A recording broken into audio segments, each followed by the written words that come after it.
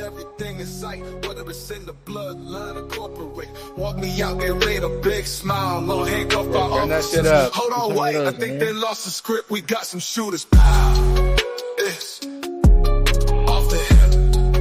Yeah, oh, chilling at the head of the table where the boss is sitting, stunning everything in sight, whether it's in the bloodline or corporate. Walk me out there, ain't a big smile, no handcuff by officers. Hold on, wait, I think they lost the script. We got some shooters. Pow, it's off the hip. Chilling at the head of the table where the boss is sitting, stunning everything in sight, whether it's in the bloodline or corporate. Walk me out the arena, big smile, no handcuffed by officers. Hold on, wait, I think they lost the script. We got some shooters. Pow, it's a hit.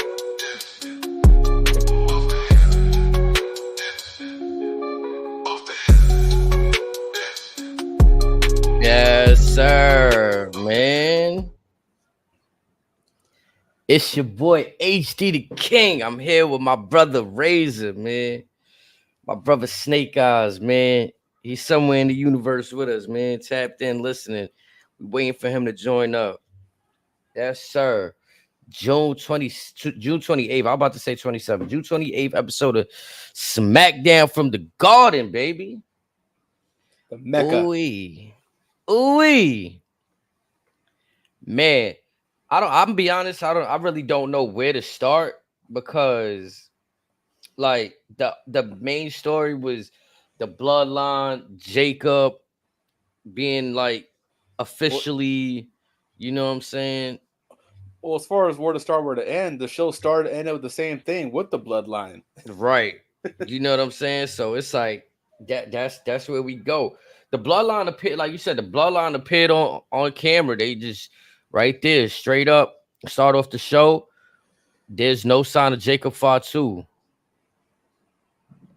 Paul Heyman, the wise man, asks him the question, where's Jacob?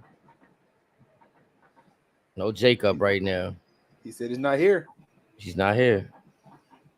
Now, all right, just to piggyback off that, that seems to be like a running thing now. We've seen him say that with Roman. We've seen him do that with Jacob this week. Is that just like a way of him is that a way of them telling a story of like, man, I'm going to just feed you whatever I want to feed you. Like whatever I'm telling you is whatever fucking propaganda I'm giving you. Like, it's most definitely type of way. Like I said, it's just he's saying one thing and he's trying to tell Paul, whatever I said goes. Don't ask no questions. I'll tell you whatever you need to hear. That's very much what it seemed like to me right there. I'm gonna be honest. But man, oh man, it's getting a little heavier. Yeah, you see them. So they did this like realism where like you got the bloodline. They're walking from the parking lot area into the arena, and then you have this other car pull up. The camera shows out comes Randy Orton, Cody Rhodes, and Kevin Owens. I just want to say, this is a little fact for me that I thought was dope, right? I used to be a delivery driver, and I used to make deliveries to Madison Square Garden. That scene that they showed where they was pulling up at, that's like legit authentic to the feel of it. Like, so when I'm there watching it, I'm like, oh yeah, nah, that's fire. Like they really like on some like timing, like they showing us the behind the scenes. Like this is what the Garden looked like for real. This ain't like it didn't feel pre-taped to me at all. And then like you see saying for months, attention to detail. Yeah, you know what I'm saying? Nothing about that felt pre-taped. Everything just led into the action, into live action. So for me, that was huge right there. We've been noticing that since the Sami Zayn entrance when Jimmy Uso skedaddled. Or even Jey Uso now, he's coming through the concession booth. Yeah, like it's not none of these pre-taped backstage. Like we still get some pre-recorded stuff, right? Sure, but they're also showing us like again, this is what it is. So I thought that shit was dope. How you felt about I thought the presentation of these three looked better today. I'm gonna be honest. Randy and Kevin. Another tip you kind of blew past was I did like these subtle touch that they kept Solo's music playing while Cody and folks were coming to the ring. It's supposed to switch into Cody's music. Just little things like that adds that much more mileage onto the moment. Yeah, things that obviously we haven't seen that done in much years prior. You'll just hear they're gonna play Cody Rhodes music. Now you know the hero save. It kind of there's something that felt different about how Cody, Kevin, and Randy marched to the ring. And then we end up with everyone's favorite security bunch after the fact. Again, that's one of those. Again, if you're gonna bring all that extra bullshit out, just sooner rather than later. That way, you're not left with a whole bunch of, all right, well, what do we do now? I think the coolest things that come out of those moments now are obviously like what we seen on social media after the selling of the Crossroads. You know what I'm saying? Before the last time we seen Cody with the security guards, he threw a chair at somebody's face. Well, I mean, as far as what we ended up with on social media, I think we still get there, but they could have went about it a lot differently. Like you could have still had them trying to fight. You could have did the little breakup spots here and there. Then I'm personally done with security spots, bro. Right, because again, it's hard to make them work. It's way too hard to make them work. It's you want to know what's so cringy about it? That my wifey watches all of it. My wifey watches it, and she's like, "Oh, which one of these are potential wrestlers?" Like, it's not even like we all know it's all of them, right? You know what I'm saying? So it's not even like I'm not sold that this is real security at this point. You know, like today you try to bring the police officers out, sure. Like it's different than back in the day. Going back in the day, you just pick any mid-level indie guy that's on up and up, whatever, have to do a little extra, boom, a little different than now. We know it's folks you got in the performance center that you probably just signed off an NIL deal, trying to shoot some bucks their way. Yeah, I mean, just like pretty much everybody that was laid out from the Wyatt 6 attack, you know, we come to find out that they're enhancement talent or whatever, they're in development, and they were used for that. And now you have security that was that. You have more than likely NYPD as extras on top of that. Right, and I'm gonna be honest, when you use, and there's not, I'm not trying to nitpick here or whatever. The segment wasn't bad. I'm just saying, if you're gonna use cops, like to me, there's never there's never gonna match the segment like when Stone Cold was being hauled out of there in handcuffs, and you know what I'm saying. I don't, Vince. I don't. You buy a long shot.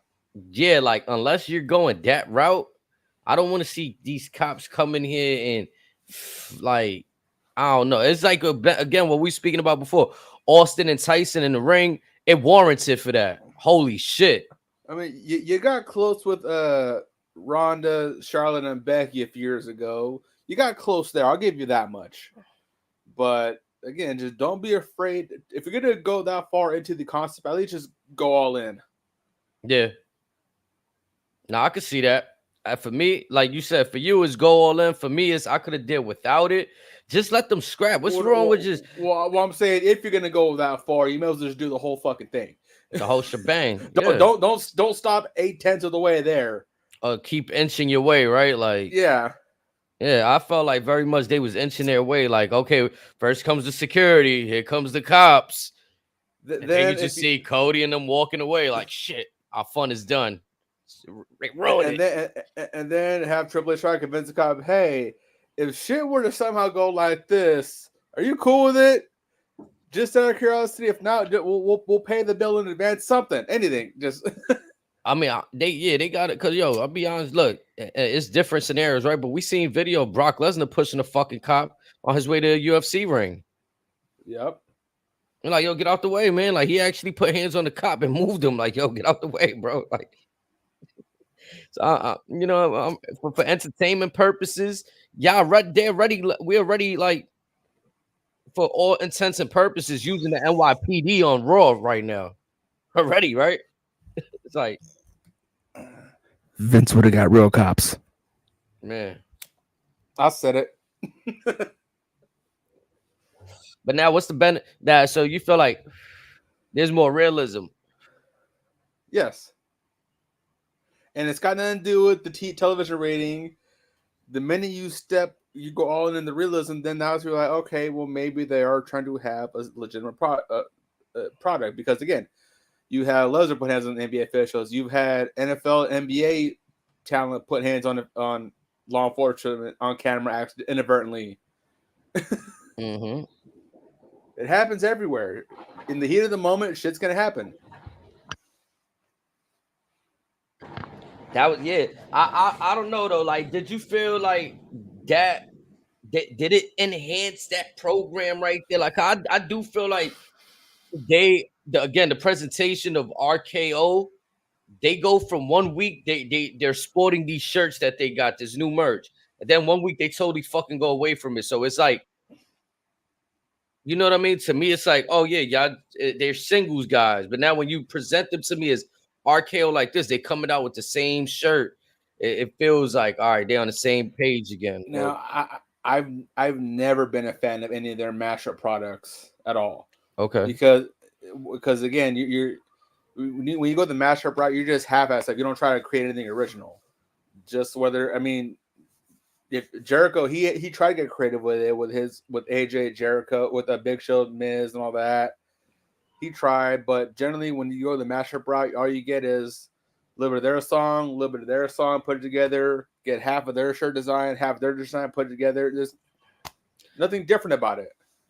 I think they had something, but lost it quick with the stunner into the RKO shit. I think that's a very hard sell, right? Like, I'd much rather see the RKO into Kevin Owens hitting a swanton or something, or even a moonsault. Like, he's just perching on the top. Like, he's just fucking perching on the top ropes already, and Randy just hit him with the RKO. Bam! Oh my god! Kevin Owens just swanton. Oh, yo, Brother fellas. Snakes, man, what's up, bro? I know. I just see what I think I just see. No, why? What happened? What happened? Why? Oh, you seeing the end of it? Why? Now go ahead, man. I'm glad to be here. What's up, fellas, man? What's going on, Brody? I got some good drink liquor in me. Let's get it. Now we basically just covering up the beginning. We was just talking. I was asking him how he felt about RKO, right? Randy Orton and Kevin Owens, their presentation with Cody tonight. Like, I feel like it looked a little bit better than last week, or like, you know, I love the immediate interruption, like, cause it felt like Solo was controlling the segment, and then I didn't expect to see Cody and them pull up with the SUV. You feel me? Like, I like that. That was fire. Yeah, and like you said, adding on to what you're saying, to piggyback to that, I was telling Razor when I was doing deliveries, that's the actual backstage drive-through. So, like, see, like you said, seeing that happen, action, real live action. This ain't pre-recorded. For me, that shit meant like, oh shit, they really going in right now, bro. Like you said, they cutting off. Like, it's a lot of action happening right now to start off the show, bro. Like 8 o'clock, top of the hour, boom, a lot of shit happening. Are you Snakes? Are you hyped to see this match? Or because I'm still in the opinion of, like, once this is done, I don't want Kevin Owens near this shit. But tonight it made it look a little bit more acceptable to me. Like, I'm be honest. I think historically, like, Kevin Owens and them are part of history. Like, this bloodline shit is very big. They're a part of it too. I just feel like we keep getting little different like left swing. You know what I'm saying? Like the whole Jacob not being there. Like, oh, I listened to you. I mean, he's not here. People thought he was gonna be here like today after his debut last week. So should we credit WWE for not like forcing them on us? You know what I'm saying? Like, and like saving that skill, keeping them powerful. Like, then when we see him, we know that's kind of, you know what I mean? I think that's what WWE did with that tonight. So I took the route of Solo essentially, as it led into the main event, was Solo kind of telling Paul, "Don't ask me no questions. I'll tell you what you need to hear when I feel like it." Yeah, I was telling Razor that earlier that I feel like this is Solo's way of this is his propaganda, basically. You know, we hearing it 2 weeks in a row. Last week, yo, Roman's not coming back. Then we hear it tonight, yo, Jacob's not gonna be here. Like he's just saying shit just to be saying shit, you know. But there's a purpose, but why he's saying it, but he's just saying it to control his narrative. You know what I'm saying? So it's like, bro, like kind of like Razor said, yo, bro, don't even ask no questions, bro. Like he not here. What happened? What's gonna change? What's changing if he's here? He's not here.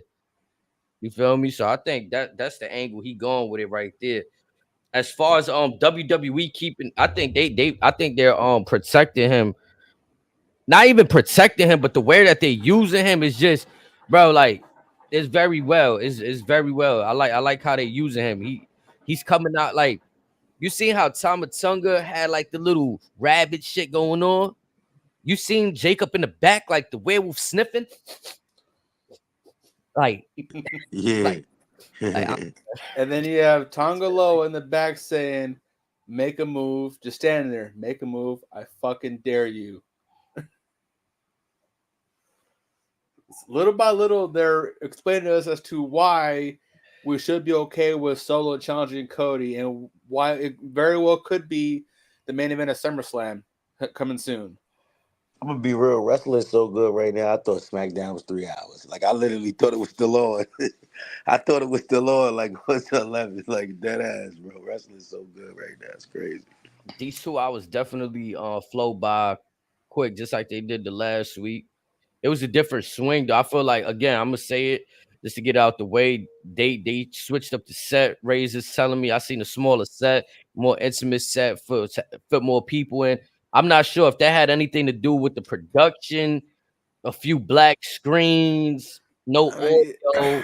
That's Fox, man. Fox be doing a lot. A little sabotaging, right? Like yeah, Fox be doing a lot. Like remember, it was a show that was a big segment and they was cutting that shit out. I forgot, it might have been a rocking them or something, but Fox be doing that sometimes. I don't know why they be.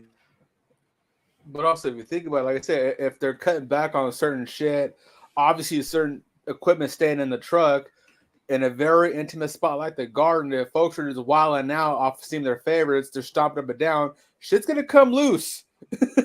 Man, it's physics. Like it's gonna happen. I wanna say it's that, but like Backlash in Puerto Rico, like they went to Puerto Rico with an intimate set. Oh, that's and true. Puerto Rico turned the fuck up for EO Sky and them. Like, so then there is the other. That, but then there's the unfortunate side in which this could be a coalition or a part to introduce Y6 onto SmackDown. Maybe, I don't know.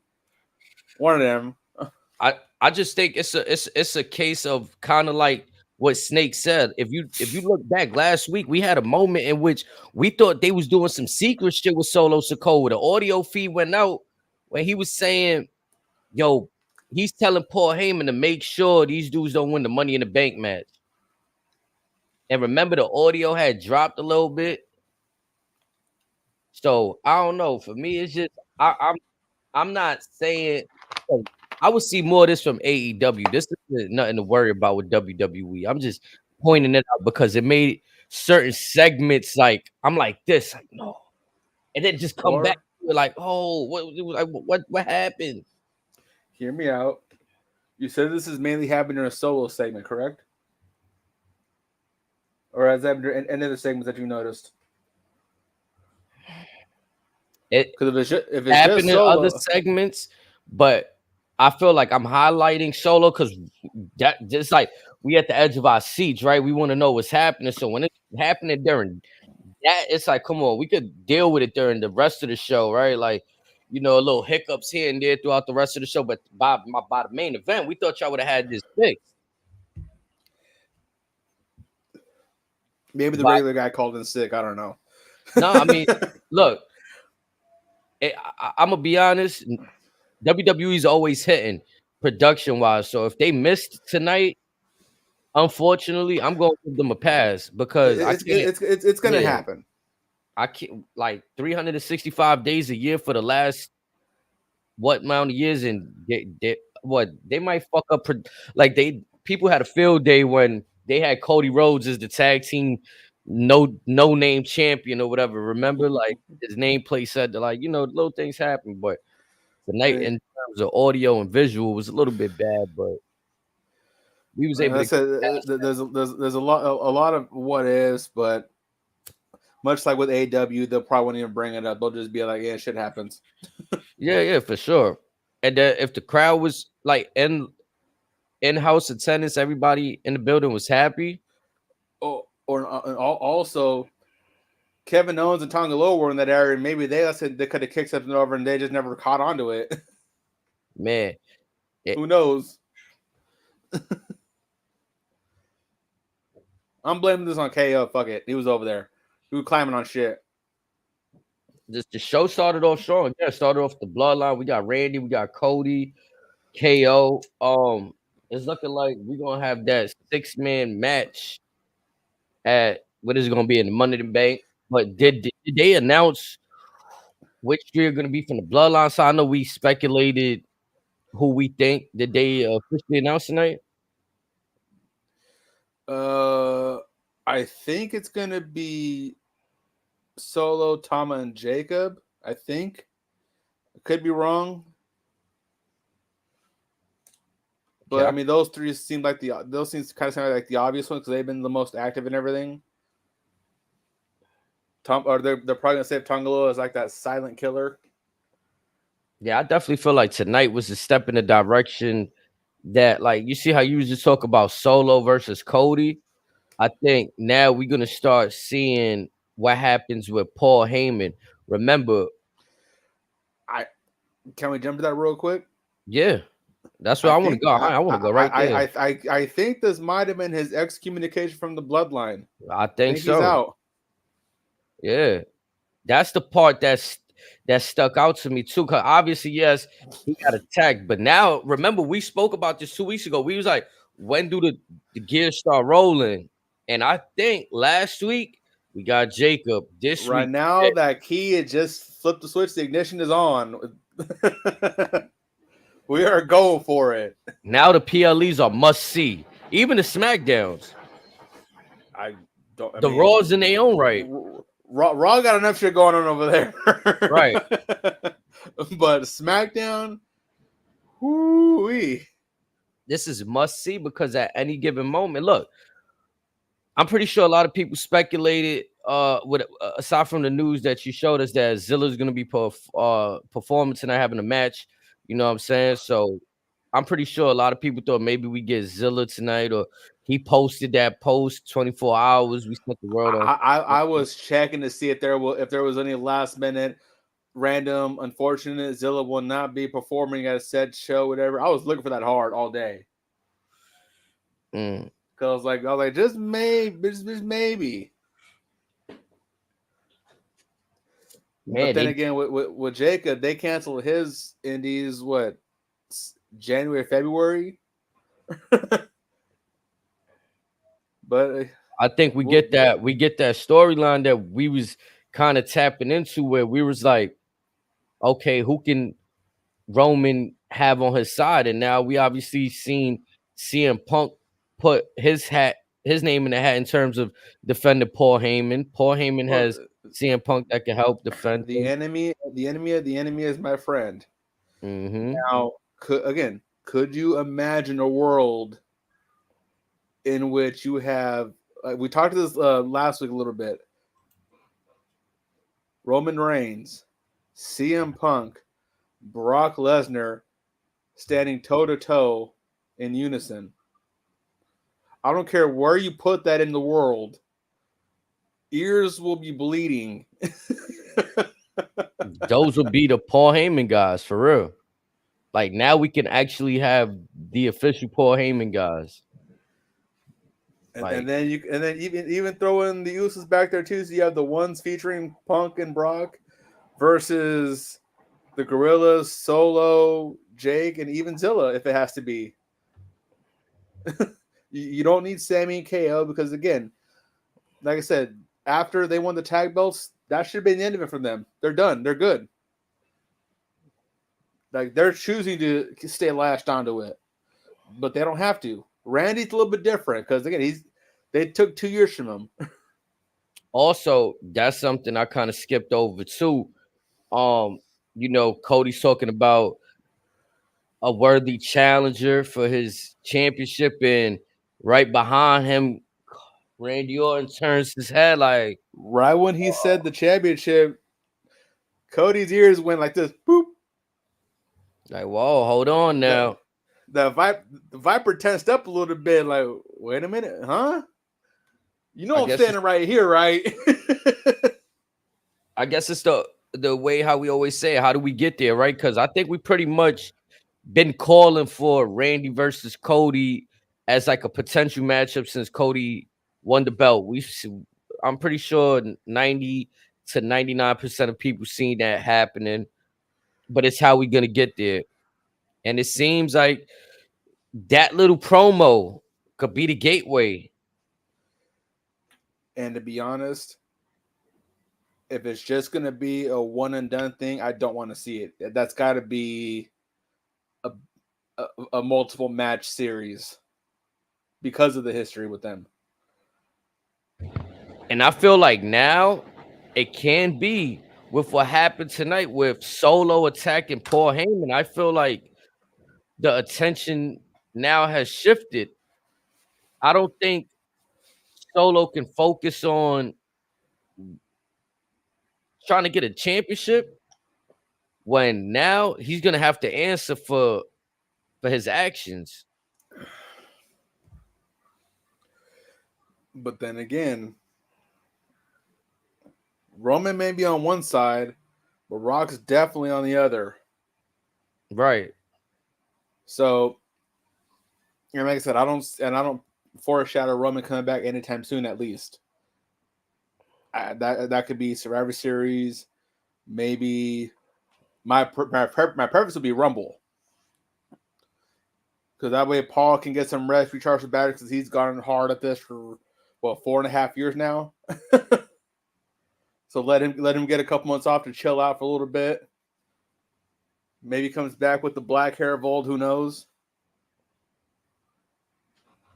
I was thinking that like we might see Paul Heyman go away for a little while and then hit us with that surprise when he eventually does. I mean, because they kind of they did him dirty now. It wasn't just the Samoan Spike. They hit him with a shield bomb through the announce table.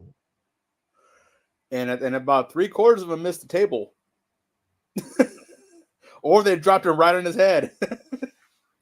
He tumbled. Man, as soon as he landed, his legs going. Once he started going down, gravity just went whoop. Mm-hmm. Because he ain't taking something like that in a good minute. Now, we could go back to the symbolism, or maybe it didn't mean anything. Maybe it did.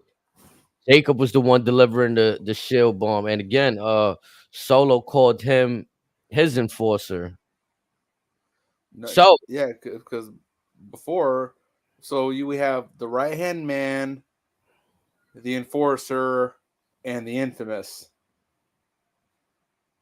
And what do you always say about history? If you don't pay attention, it's going to repeat itself.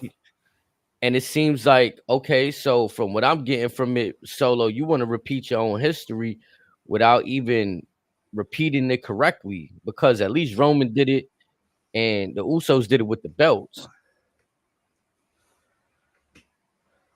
Again, now if your enforcer turns on you, there's a lot to unpack with the last 20 minutes of the show. For sure, because it's like if he's saying that's his enforcer, now I'm looking at it like you was Roman's enforcer and you turned on him. So now it's just a matter of time. Like we all know what's gonna happen. What we think is gonna happen. Like I said, and also, I mean, Roman can control Solo. I get that, but what makes Solo believe that he can control the werewolf?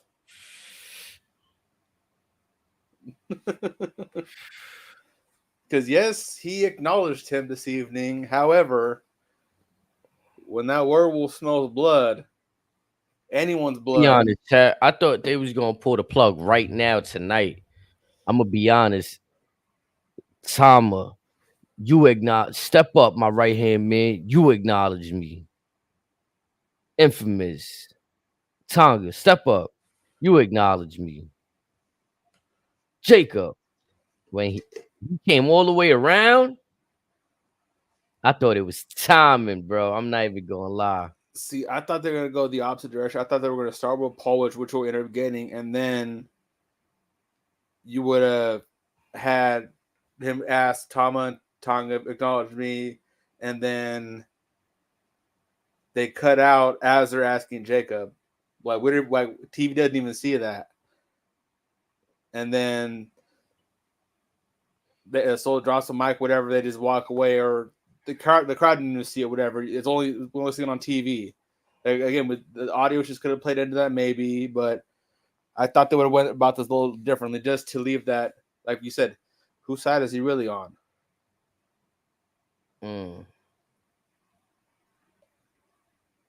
The unknown right now. The good old unknown. Don't be afraid of the unknowns.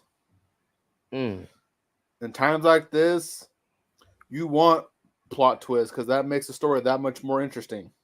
Oh yeah. I just found it interesting that like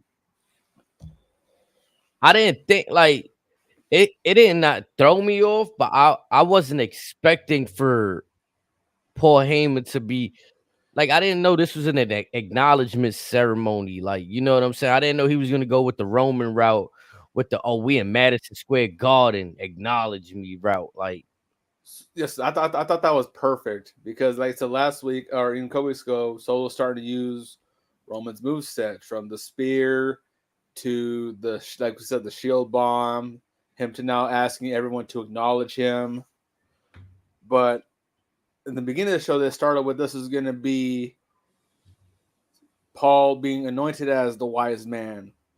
They switched it into introducing the newest member of the bloodline. So again, that part kind of threw me off. I wasn't a big fan of that. It's like I said, you could have just kept Jacob out of it, whatever. Like I said, you asked Paul to acknowledge him. We get what we get out of that. Just stretch out just a little bit.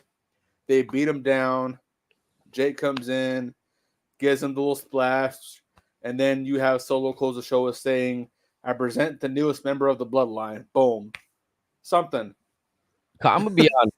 These are the only few segments to me that still have some type of prestige, right? Like when you say, "Oh, this person's gonna be on the Wilder Effect or whatever the Grayson Wilder Effect show," like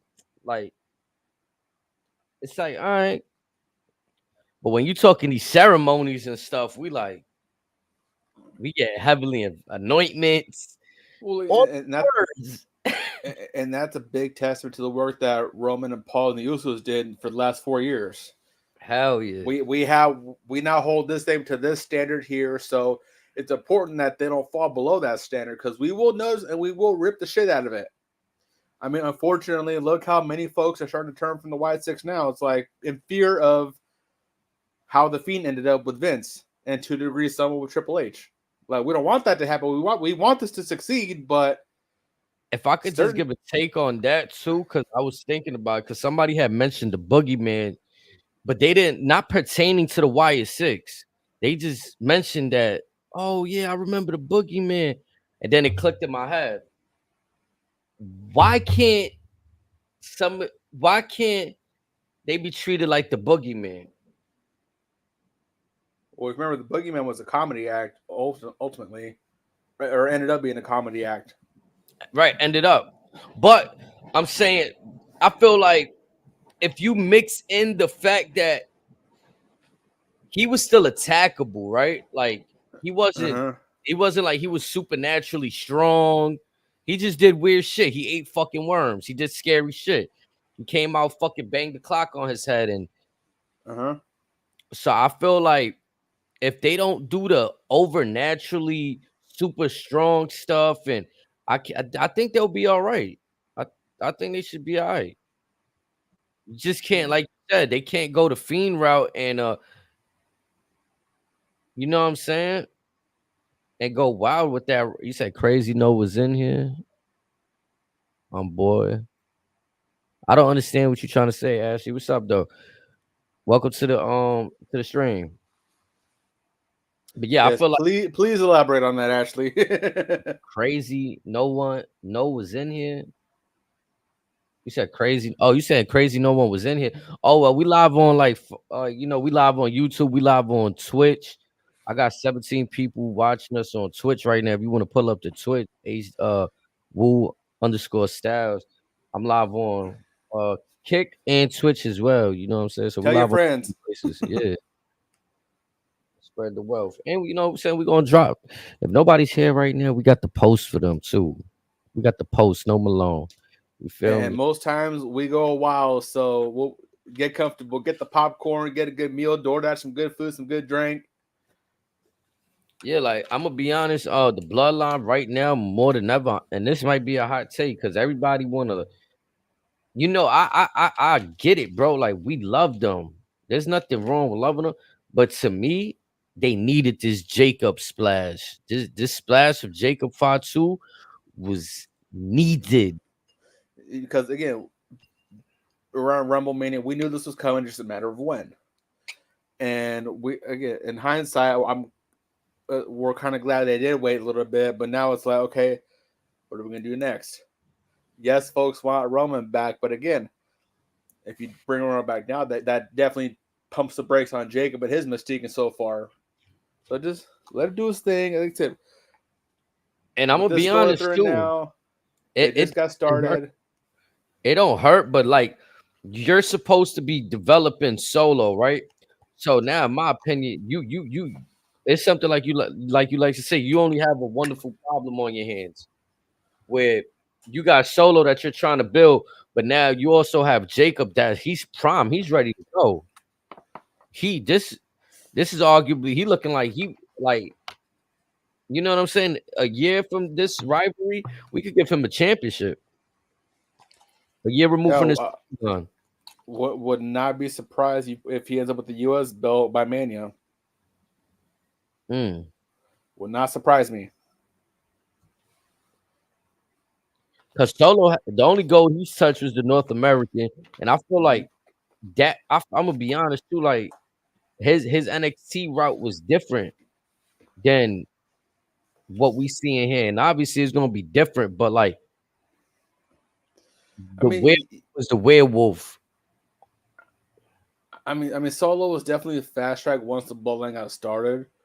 So you can kind of blame the man Roman and Paul on that one, but it's kind of worked for the best because we kind of like Solo's kind of fast tracked that. All right, I'm here. I'm establishing myself to where now they're telling him, hey, no, you are the dude right now.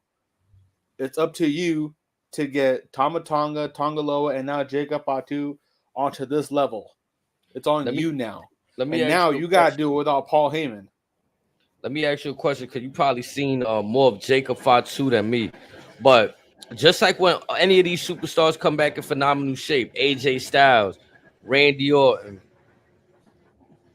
Again, you said Solo was fast track, so he didn't really get that time to work. Aside from what he did in NXT, he didn't really get the time to work. Come to his own. Yes. So now we're kind of seeing that now, which again, great for him.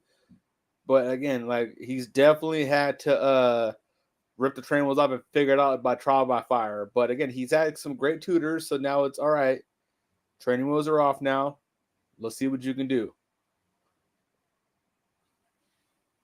Because I'm gonna just call it what it is, right? I'm gonna be honest with you. I feel like Solo sometimes he got this halfway in shape, halfway out of shape look. Yeah. Well, he just had a honeymoon too, so he got married recently, so he eating good right now. You feel me? So it's like Jacob coming in with that, like you said, we've been expecting it since the Royal Rumble, WrestleMania weekend. That's 6 months to work on your body, get in prime time shape, bro.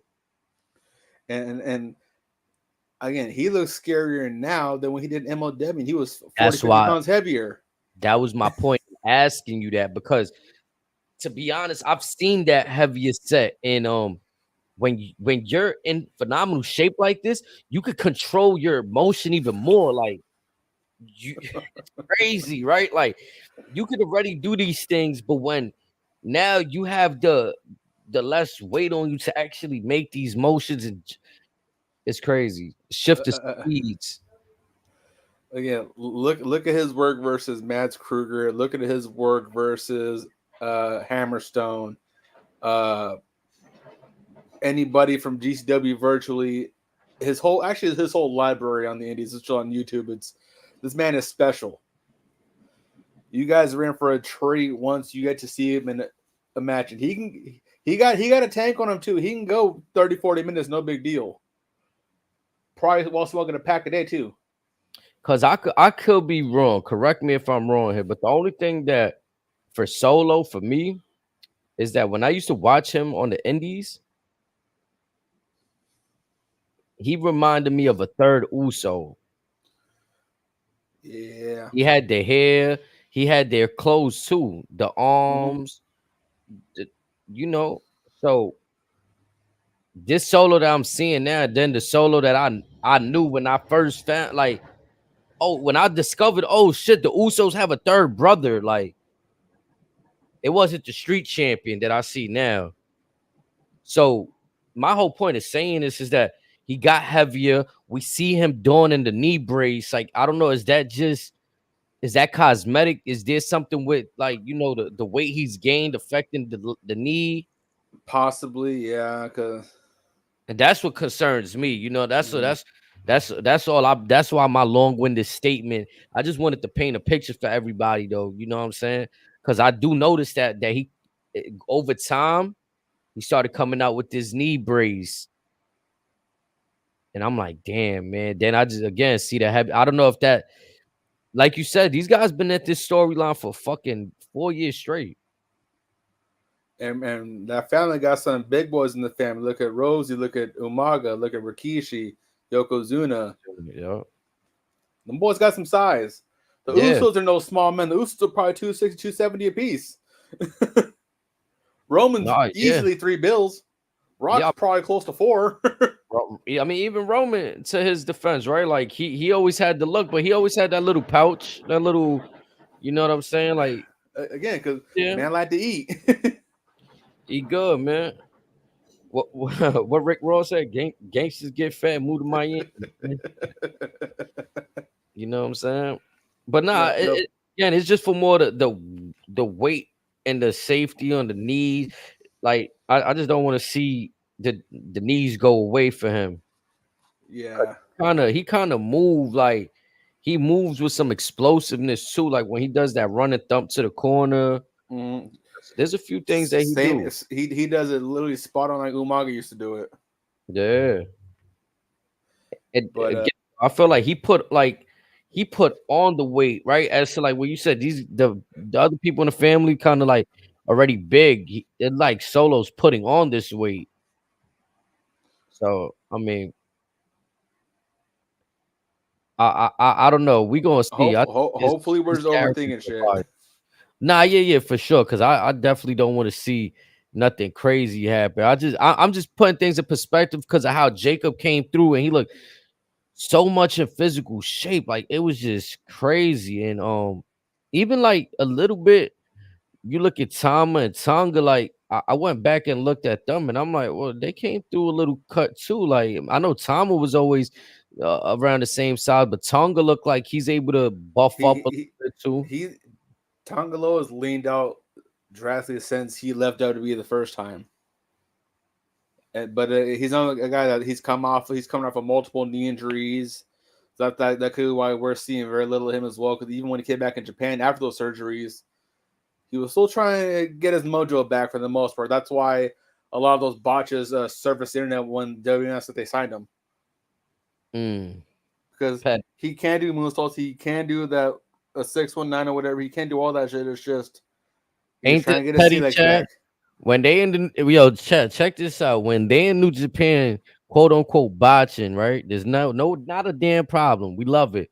The second you get signed to WWE, now we want to pull up said botches, right? Like, no. Folks are calling them out. It's just folks that I was seeing and talking with were looking at it like, my boy, you just had knee surgery. Is this really the move right now?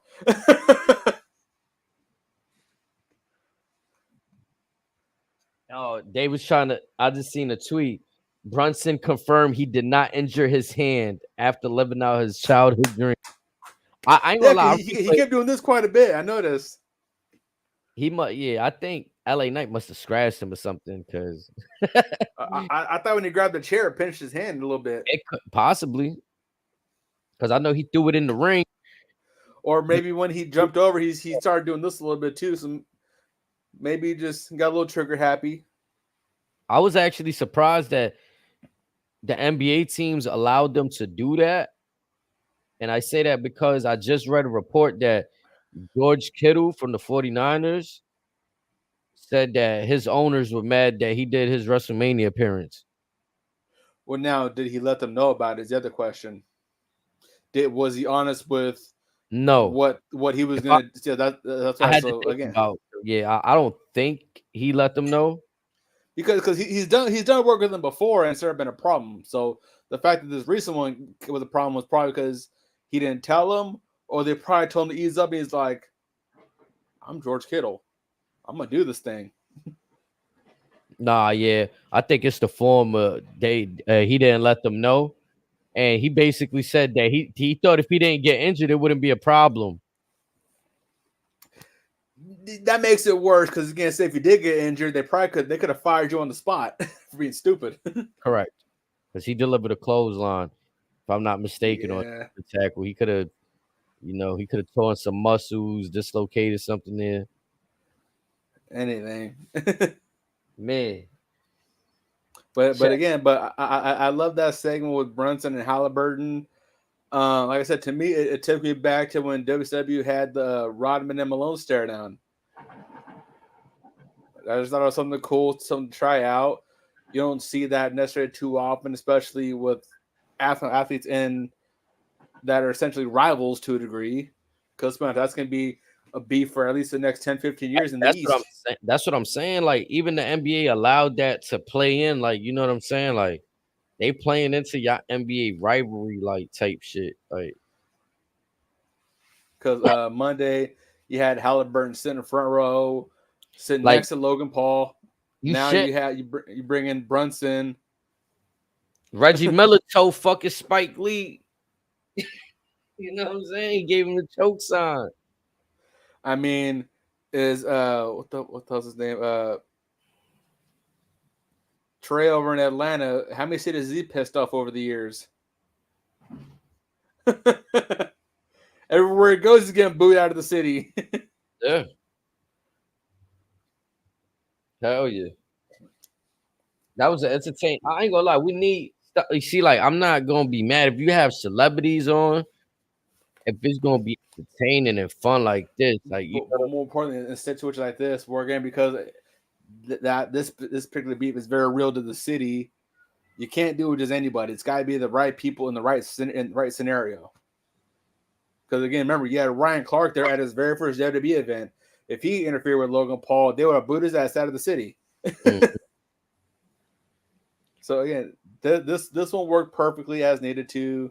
And I said, if I'm not opposed to them doing this moving forward, but again, it's got to be the right people. If it's preferred they have a history like again the Halliburton and Brunson, much like back in the day with Rodman and Malone, they had that history. Nah, I think this is the perfect scenario right here. Big market in New York. They got the right people, the two stars of the team. They didn't just get Enes Kanter, the fucking, you know what I mean? The starting center that Mitchell Robinson type, you know what I'm saying? You know you a star in New York City when you have everyone in Madison Square Garden chanting your name for about 3 to 5 minutes. Out of the blue. But Jalen Brunson, that must have been a special moment, man. And then him jumping that barricade, them chanting MVP. It's still real to me, damn it. Again, doing what you love, having fun. And again, the match that it worked perfectly too, because again, you have Logan Paul the showman, Ellen at the showman. It fit just fine.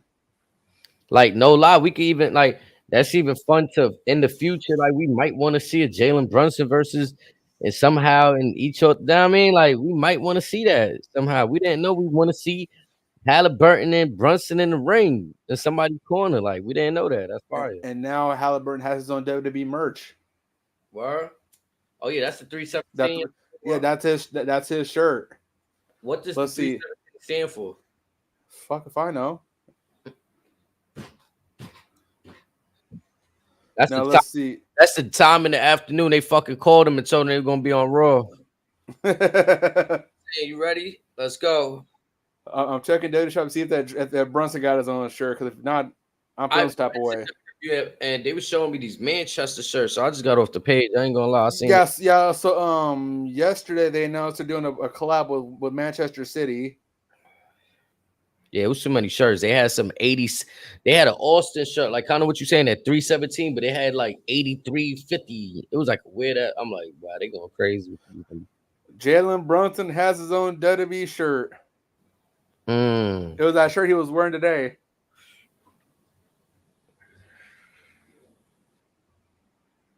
Oh yeah, that's mean. That's mean. I'm not gonna lie. That looked like some shirt that they'll put in NBA 2K too, like one of those little shirts that you could buy in the those add a whole other emo just like this. Yeah, that's fire. Oof. I know what you're gonna buy now.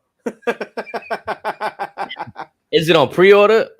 Is it pre-order? No, it's on sale right now. Yeah, or I say it's on the shop right now. Yeah. Oh yeah, that shit. They lit right now with that one.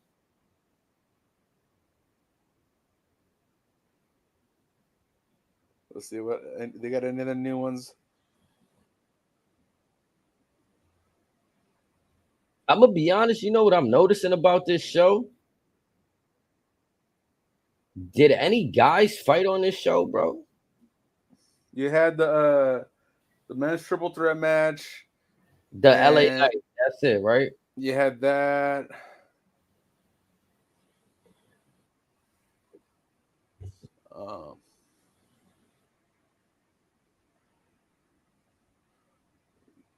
I think that might have been it. Yeah, like I'm looking at my notes right here, and that's crazy. Like, and again, another show full of great women's matches. And even aside from that, the storytelling it was there, so it flowed. Like you said, it opened with the like we all know, bro. This is what we came here for. Madison Square Garden, Bloodline. Y'all advertising it all week. Jacob FATU. Y'all gave us what we wanted when the show started. Y'all gave us the Bloodline. Y'all gave us Cody Rhodes for the fans that love Cody. Y'all love Randy Orton. Y'all got, you know what I'm saying? You got what you want in the opening segment. The next match or the next segment, Tiffany Stratton versus Candice LeRae versus Jade, qualifying match for the Money in the Bank. Shout out to Snakes. I think it was like, a lot of people could see Tiffany in that position. I thought, I'm gonna be honest, I'm gonna be transparent. Once I seen Bianca lose last week, I didn't think Jade was winning. I think with Jade and Bianca specifically, they're more invested into when they're going to split up, and like we've been saying, how we're going to get there. That's all they care about at this point. Yeah, they had them with the belt. It was fun. It was cute. We want to see them beef. I think they got them in like we want to see where Jade stands with the cream of the crop of the division. They got them in this weird parallel universe where, like, I don't know why they got to do the same shit, bro. Like, I mean, I just feel like they're like randomly, okay, we put them together, you know what I'm saying? Because we want to see the females, you know what I'm saying? We want to see the young, you know what I'm saying? Let's call it what it is. Like, you know what I'm saying? The culture wanted to see the African-American ladies tag team. We had the Naomi part of that mix. So we got the trio when they first started. Remember, we had Naomi, we had Bianca, and we had Jade. I'm all for matching gear, mind you. Yeah, I'm all for that. Where y'all lost me at is once you take the titles off them, if y'all have them beef right away, let them fucking do their own things. Stop with the parallel universe. Stop. Even when they had the belt, why was they both in the Queen of the Ring matches, losing to the same opponent? Nia Jax beat both of them, right? In different ways. Like Jade got disqualified. Yeah.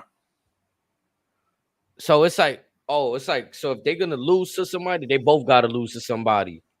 Or if they're gonna lose this, you know what I'm trying to say? Like, Bianca just lost her match last week, so Jade is gonna lose this match this week. Like, we can't keep them separate. Like, and I think you could keep Bianca separate. Like, she's already established. Jade is the one that I can see y'all not putting her in the Money in the Bank match. I could see y'all not putting her far in the Queen of the Ring tournament yet. You know what I mean? It would have been perfectly fine if they gave her the Braun Breaker treatment. Just let her squash a couple random chicks, build her up as this killer, and let everything go from there. I think the problem is us as fans wanted her to learn. WWE wanted her to learn. But now, again, WWE also saw dollar signs. Yeah, I was about to say that. Like you said, the word fast track. They know damn well she wasn't in no position to be in the Royal Rumble. Now she did phenomenal, but the Rumble's one thing because again, that's what introduced her, whatever. But no one believes she's gonna win. Yeah, that was fine. But again, like you let Maven tap. Maven's good at selling this, right? One thing could go wrong, and it's all over. And he might have some crack. You missed a spot in the Rumble, fuck this shit up. So I mean, maybe that's why I came out so late. Again, we're talking two different scenarios now. Again, so before we go back to this, let's address this bullshit you just started right now. We're talking if Maven misses that dropkick, yes, he's winner of a game show. His ass is done. Never seen her from again. If Jade, what could have she done wrong in the Rumble? Not get eliminated by Liv. Again, you get eliminated by a former champion. Like, where's let's the say issue there? No. If like she by accidentally didn't get eliminated and like she causes Liv this whatever, something just goes wrong and Liv falls out instead of her. Now they got to go to like this weird Bailey Jade finish that was never to be. That's the only thing that could have went wrong. But again, it would have not been so much on Jade, in my opinion, because then y'all putting her in a situation like that's her first match. Yeah, that's her match. The first match in the WWE, the Rumble. Yeah. So like, and then again, they put her in a lot of. I don't want to say, but again, maybe you're right. That Braun Strowman, Braun Breaker treatment of, yo, just we need you in singles matches, dominate, and then we're gonna mix you in with everybody else. Have her fuck some shit up for a minute, and then everything will be all good in the hood. Mm-hmm. It's kind of like if you learn in boxing, right? You want to learn what the basics, the jab, the 1, the 2. If somebody starts throwing you the 3, 4, 5, you don't even know what's the 3, the hook, the you know what I'm saying? The 4. You're gonna be like, I think that's what they doing to her a little bit. They throwing the whole playbook at her, which that's good for her to see. I think she looked better tonight, but we still, again, she's too dominant to like look like these girls even got a chance with her, bro. And I mean, that's also kind of her fault for kind of being not really or protective of her own character because she should again, even though she's fairly green character, no, she should have the okay to say, I'm not doing this. I'm not doing this. No, or yeah, that doesn't, or like the old Goldberg stuff. That doesn't make sense for me. It's okay to get a little greedy sometimes. Yeah, because it's like in AEW, she not that I remember seeing, she wasn't the like, oh, I'm gonna run and do a stinger splash to you because I'm a good guy and I want the pop. She was just dominating joints out there. Well, yeah, and like I said, she had the Goldberg treatment for most of the time. There, just get in, get out, go home. Mm-hmm. It's all it needs to be. I mean, again, when you built like her, sometimes it shouldn't be no other way. Like I was absolutely fucking pissed when Becky Lynch came and gave Bianca Belair the rock bottom. SummerSlam. Yeah, I almost that was a little strange. I almost stopped, bro. I would be honest with you. I almost stopped investing into the women's division at that point because I was like, this is some Yeah, bullshit. yeah, that was definitely a black eye for them that day, and to open the show that way. 30 seconds, bro. 30 seconds. You almost killed any credibility that Bianca Belair had as a serious Yep. competitor. And now she's crawled her way back up there, but again, we almost lost her there. Bro, I was But like, no fucking way, bro. Even when you look at the last time Becky won the belt and that, what was it, that battle royal shit? yeah, It felt forced, bro. I'm like, I think we had chatted about that too, if I'm not mistaken. You said it. I think a few of us knew, like, oh yeah, Becky's winning that, bro. Once they announced she's in the match, I mean, I get it, folks. That was the one where everyone wanted to live, right? yeah, Yeah. because that was, I believe, if that was fresh off of her Rhea's attack. injury. Yep. So everybody wanted to live, and then they fucking put it on Becky. But it makes sense now in hindsight because Becky's a strong, so you make Liv look strong, getting it off her, right? I guess. But you But just also in their case, they thought that would have bought them some time and got Becky to resign. backfire, So again, patting the stats. and again, that comes down to like you got to think about it, like especially from a business standpoint. Putting a belt on somebody isn't going to want to make them stay necessarily. If the money ain't talking, they don't want to hear it. It's that and the timing of it, right? Look at WCW when Medusa goes over. She takes the WWF Women's Championship, throws in the garbage can. Yeah, you put the belt on her, but guess what? She don't work for you no more. Nah, it's different scenarios, bro. You're absolutely right. I think too, it's also timing, right? Like it's like a job, right? If you tired somewhere in your job and you've been fighting all this time for this one thing, and you finally tell them, like, I'm not gonna lie, bro, I'm done, I'm gonna leave. And then they start changing. Oh no, we'll give you what you want. It's too late, bro. Money in the Bank 2011 when CM Punk beats John Cena, blows Vince McMahon that kiss goodbye. That following day, CM Punk could have popped up on TNA, Ring of Honor Television, New Japan with that title and says, "This is garbage to me."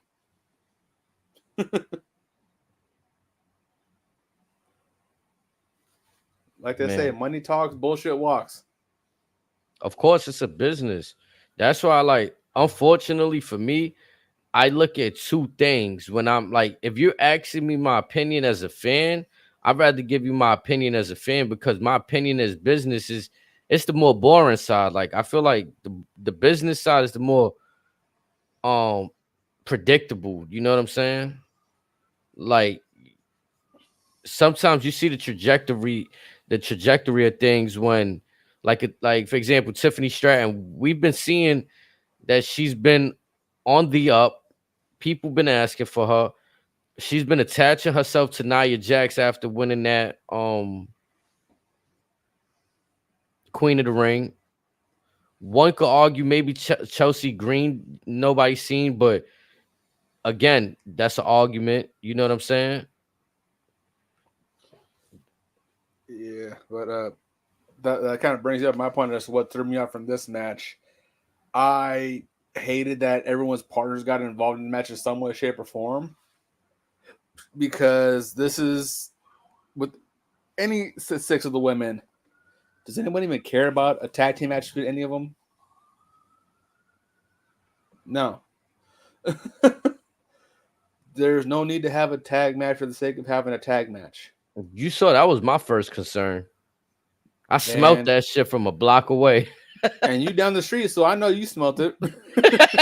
I smelt that bad, bitch. Oh, nah. Open window. Oh, God damn it. Here it comes. Here it comes, man. I'm like, oh, man. Sure enough, we get Nia Jax. We get Bianca. And to close out the match, we get Indy Hartwell. Who has a match herself later on in the evening. Like, it did nothing for nobody. If anything, it makes Bianca and Jay that much more like a waste of a tag team.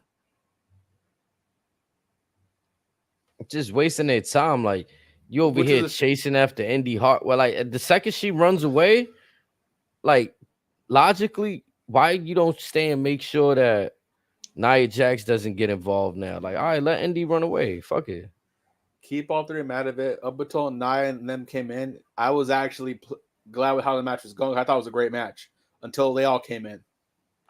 The only thing that made me happy was that I saw my little pick, Candice LeRae. When I saw Indy Hartwell, I was like, oh, she might win. But then I was like, nah, it ain't gonna happen. But, it was again, them three by itself, no bullshit aside, that was a great match. Jade countering that double suplex very impressively was great. I would love to see Tiffany Stratton and Jade one-on-one down the road because that looks like money. So I'm saying I thought Jade looked better in the ring today. You know what I'm saying? It's still the points where, like, I felt personally she's too dominant to just, oh, I'm gonna run, do a stinger splash and miss and fall to the outside. Like, that's shit that if she's gonna stinger splash cancel the race, she can't jump. She's gonna miss her completely. Hit the turnbuckle or rip, like pink. All right. Even that moment, I get it too. It was kind of weird. Like, this is where she's learning, right? She's on the outside. Bianca and Nia Jax are having a moment, and Jade is kind of taking long, right? And the reason she's taking long because she's waiting for Indy to come throw her into the fucking outside turnbuckle. Like, that just took a little. Again, I'm not trying to nitpick, but I'm just pointing out what happened on the show. I thought she was gonna push Nia Jackson to Bianca. That would have been perfect. I thought Jay was gonna try to take Nia out, miss, and like I said, spear Bianca. I was like, okay, we're getting it. Good, finally, perfect. I'm good with this. It. Nope. Like, I like that concept. What you saying? I thought she was gonna attack because remember, Nia Jax had her back face, so I thought she would have hit Nia Jax, forcing Nia Jax to hit Bianca, or even if Jay stopped at the last second, or you tease it, that's all you needed. And then Bianca, like what you doing? And then they start arguing, whatever. Nia takes him out. You get everything else, but again, we know the separator is at the top of the shelf. They're not even like nudging it towards. They're just like, yeah, it's there. Just look at it.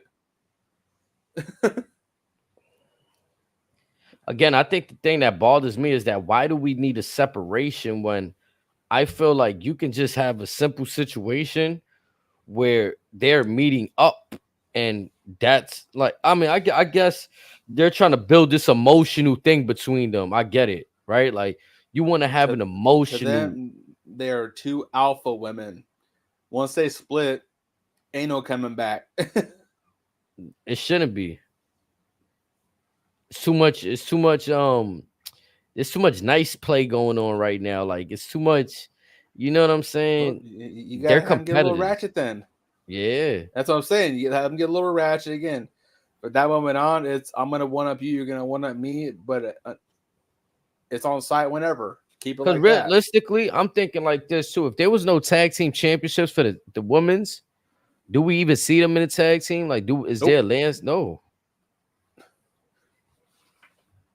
We may see him just bump shoulders across the hall once in a while. That's about it to keep teasing that. But again, that would have been just fine. They don't speak words to each other. They just look at each other, walk away, and that's all you need. I mean, and I'm gonna be real. This is just me being real. The Charlotte versus Jade attraction to me is more because of what you just said. That one time they looked at each other in SmackDown. I'm seeing too much of Jade and Bianca not doing not no bad vibes. Like, so when there is a bad vibe, finally, it's gonna feel forced. When Jade and Charlotte locked eyes, it wasn't on disrespect. It's one of those, I'm familiar with your work, but just so you know, excuse my French, I'm that bitch right here. Yeah. I'm the one that's on top. not nobody else, me. Mm-hmm. Same thing with Rhea on Raw. When those two lock eyes, it's like, this is my shit. You second to me. Correct. And I don't get that vibe from, and like what's going on with Bianca and Jade right now. Maybe we get there, but we gonna have to see Bianca turn up another notch too? Because does Bianca have it in her, or we That's gonna leave? my next question. We saw Yeah. signs of it in NXT, and then she kind of abandoned it. Is that level of fight even still in her, or like you said, she too nice now?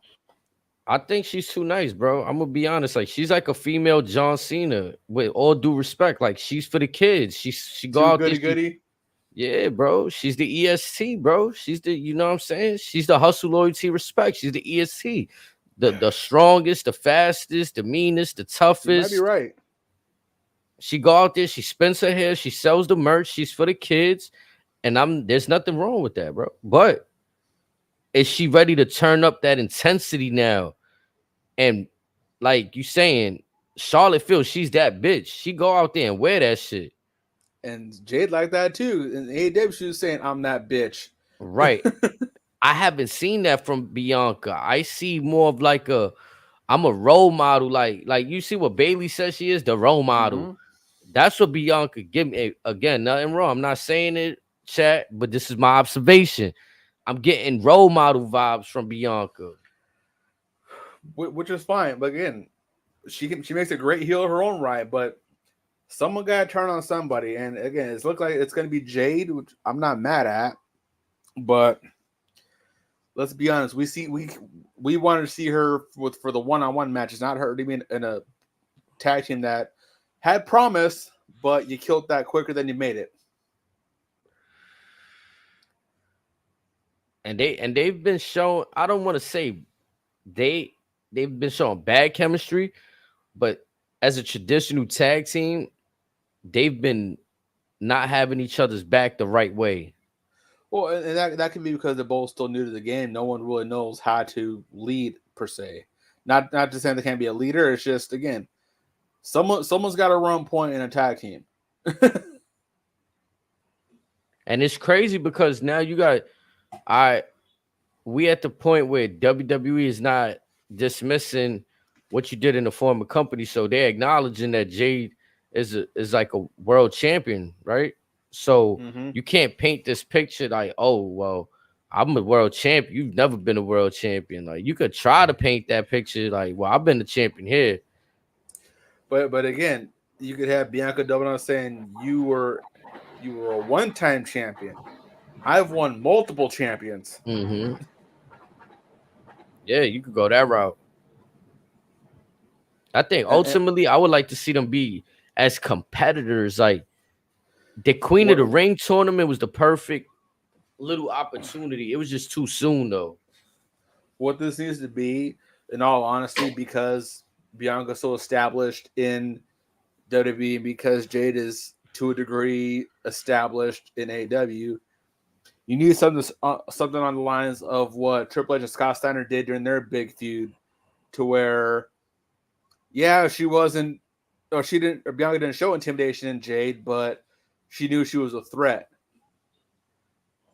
Or you see them switch vice versa into where Jade looks at it that way, but Jade will still tell Bianca, I can still snap your neck whenever I feel like it. What are you going to do about it? That would be much more entertaining than whatever the hell they're doing right now. Yeah, because I feel like in a way they kind of could have did a reverse what they did with the Bar. Remember the Bar? They went 7 series, then they started the tag team.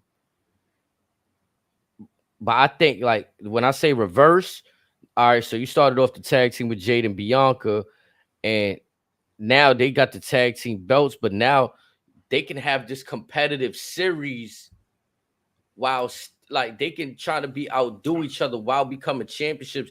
That eventually leads them to losing their belts. MVP and Matt Hardy and SmackDown back in the day.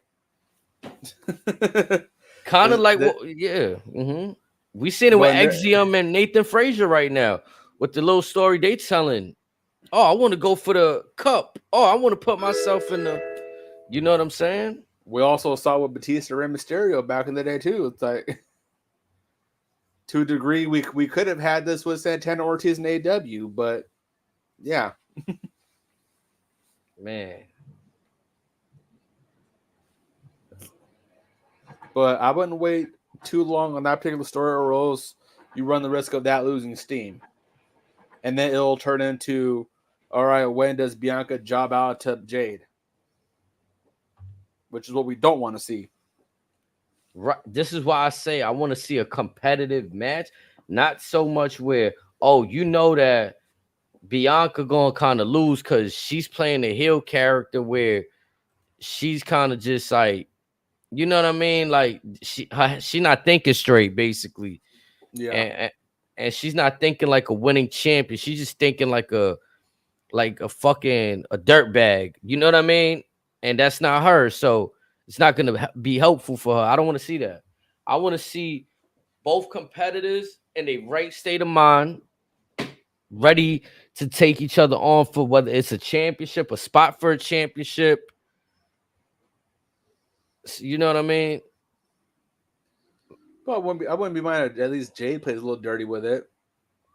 And that's who I would expect. I would expect, honestly, Jay to beat the shit out of Bianca. And if you want to keep Bianca still how she is, as is right now, then you got to kind of make her look like she's fighting an uphill battle, even though we know she's not. But Jade is a little bit bigger than her, right? So we could play that story. We most certainly can. They found something different to do. Again, though, I give them this for this match that we're still on, the Tiffany, Candice, and Jade.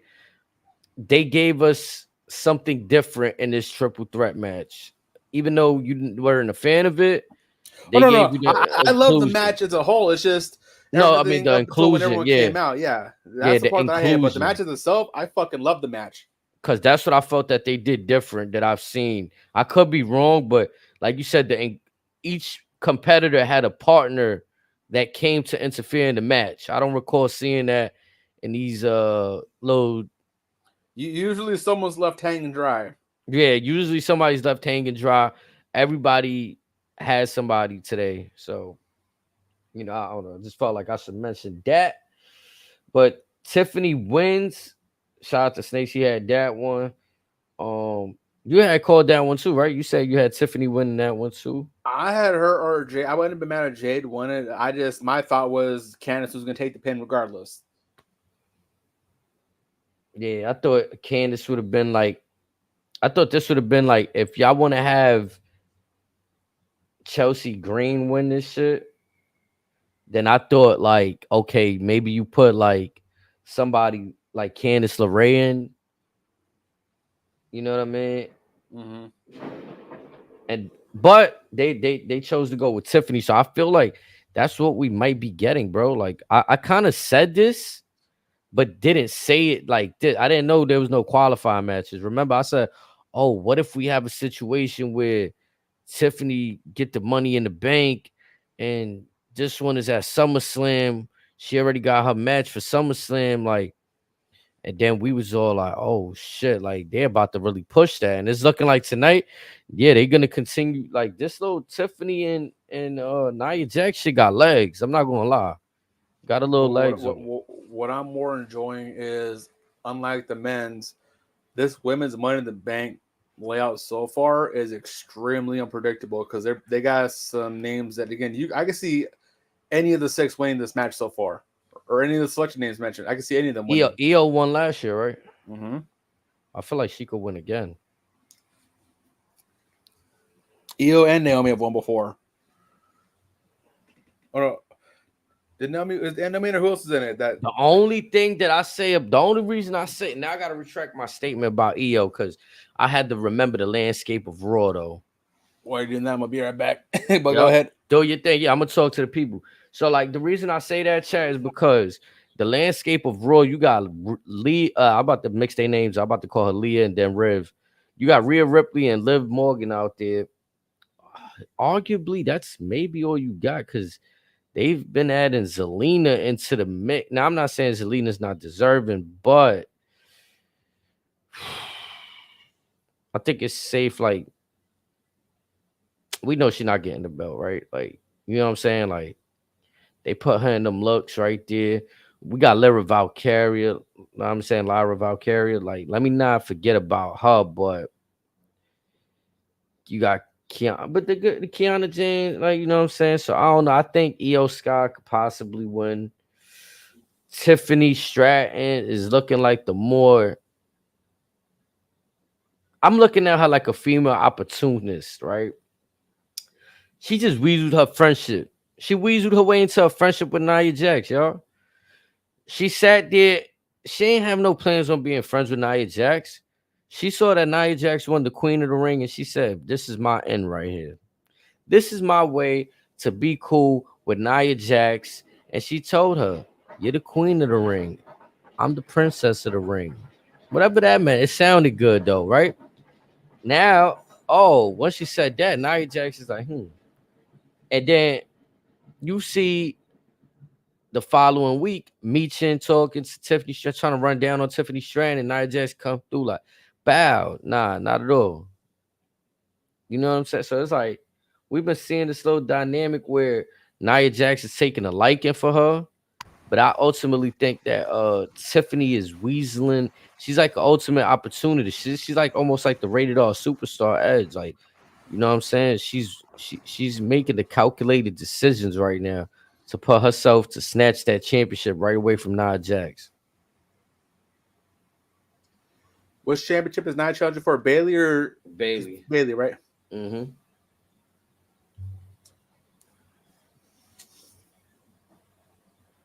What if she snatches it from the winner or from Liv, basically? That would be interesting. That would be our first jump of the year, I think. Because, correct me if I'm wrong, but still, the winner does have their choice of champion. That means either brand. Just putting it in the universe, because like you touched on earlier, aside from Liv and Rhea, Raw needs to start right now. Unless they preconditioning us for new things. Then other than that, we shall still be living by the same rules.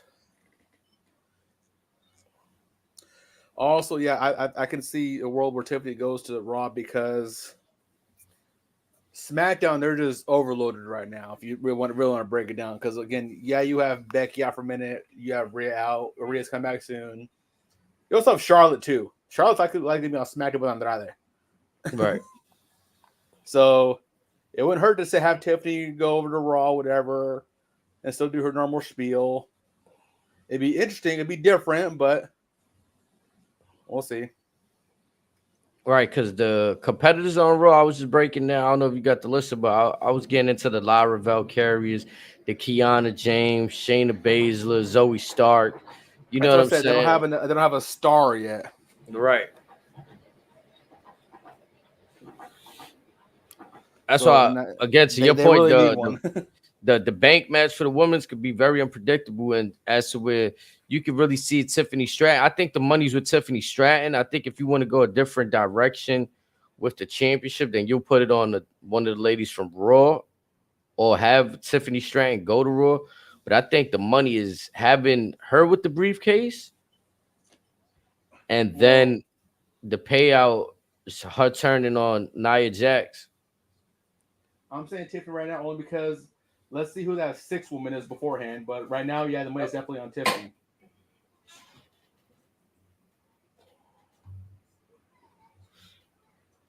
Yep. Now on the men's side, it's obvious that it's leaning towards Jey Uso. But then again, we'll see who the last person for Raw is. But it's probably gonna be Drew. But still, I got my money on. I'm glad you said that. I know we spoke about the Brunson, so I won't stay too much on this, but unless you want to. But LA Knight wins the triple threat qualifying match with Santos Escobar and Logan Paul. I personally thought Santos was gonna win. Part of me felt like No, because the bigger, again, if we talk a bigger money, bigger draw, bigger business, it's obviously LA Knight or Logan Paul. And Logan Paul could still be involved in the match without even being in the match. Like that's just his Yeah, and character. That's just his I mean, I stilo. mean, we were gonna have enough shenanigans in that match alone. Logan's inclusion might be a bit That's why, overkill in my bro. opinion. You don't remember me asking you? I said, I'm like, yo, I think this is gonna be the biggest Money in the Bank match we see, bro. In terms of possible Wyatt Six stuff happening at that match. Logan Paul escapades. Now we were dead wrong on who else would be involved in the match, but again, it's again, I'm looking forward more to the women's and the men's for the first time ever. I mean, I feel like I'm gonna be transparent. Jay Uso, he deserved everything he got. His singles run, all of that. Why now? Why now matters more than before? I don't think it's so much the why now. It's and this goes by on what I said a few months back. Aside from the yeet, what does he have? Bro, we wasn't even. I'm gonna be honest again. Chat, y'all unwelcome your thoughts. Be mad at me if y'all want. Y'all wasn't even happy with the WrestleMania match, bro. They wasn't even happy with it themselves. Dumb. If y'all was happy with it, go ahead, be. They weren't happy with it. The best thing we even joked. Some of us was saying the best thing that they did that weekend was the spear off the stage. Respectfully, Yep. But aside because y'all from playing game, they playing games with. I'm sorry to cut your wisdom. When you're playing games with us, when you're telling us that, okay, this is main event, Jay. That man ain't walk around like with no singles, like you know what I'm saying. He ain't doing like you in the main event, but you got that losing record in the when it matters though. Like you know what I'm saying. That's my only thing.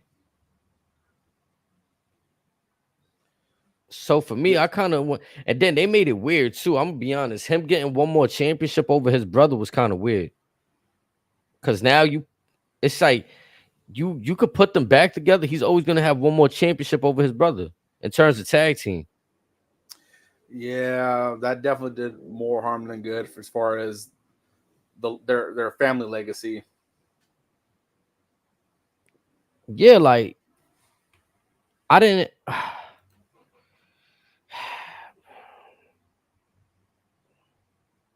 Then we seen what like he teamed with Cody Rhodes and won the champ. We seen what that can do. You know what I mean? Like they, like you said, they just yeeting around until we yeet again. And it's like I said, aside from the yeet, what is Jey Uso?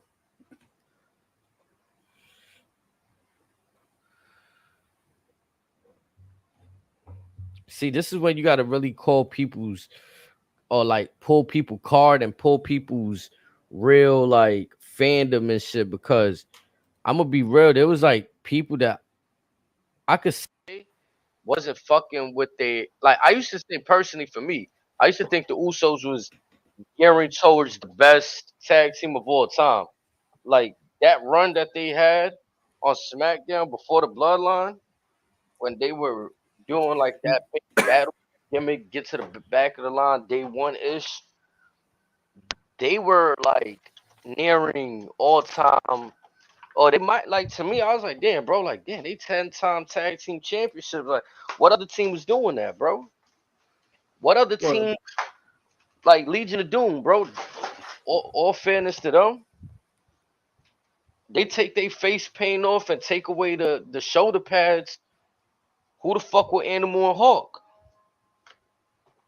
You took the face paint off the Usos. They transcended. They became like, you know what I mean? Like okay, gritty. well, I see you when I raise you. Look at New Day. For the last 10 plus years, New Day and Usos, that was the 1 and 2 tag teams of all WWE. New Day, they started out heels. Usos started as baby faces. They were all right, and then they start having their magic together. New Day then turns babyface, and they ultimately break Demolish's record for the longest reigning tag team championships. The Usos go full heel, go with the Bloodline. They break the New Day's record for longest reigning tag team champions. And it had to be that way because I'm be honest, I like the New Day, but there's 3 of them, bro. So it's like they always gonna have the advantage in my book. Tell me what you want. There's fucking at any given time. You're telling me when it's a tough matchup, Big E could come in and be the like defender of the belt, or I could fight for, you know what I'm saying? And then in bullshit matchups, you got Kofi and Xavier defending. On the contrary, I'll argue that for most of the matches, it was always Big E and Kofi. Woods was to a degree the valet for the most part. Mm-hmm. Very rarely was he involved in tag team matches with them. Very rarely. So again, nothing against Woods, but it's always been E and Kofi. That's who won all their tag team championships. I could see that. Like, cause if you telling me the tag, like even right now, the tag team of Xavier Woods and Kofi Kingston, that shit don't sell me.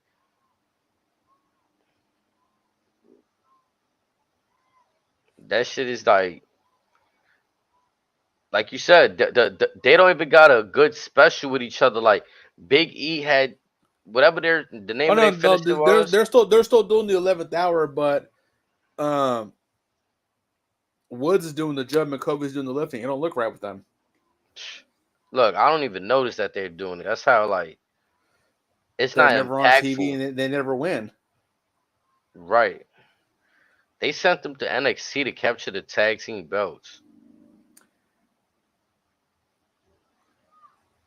Now,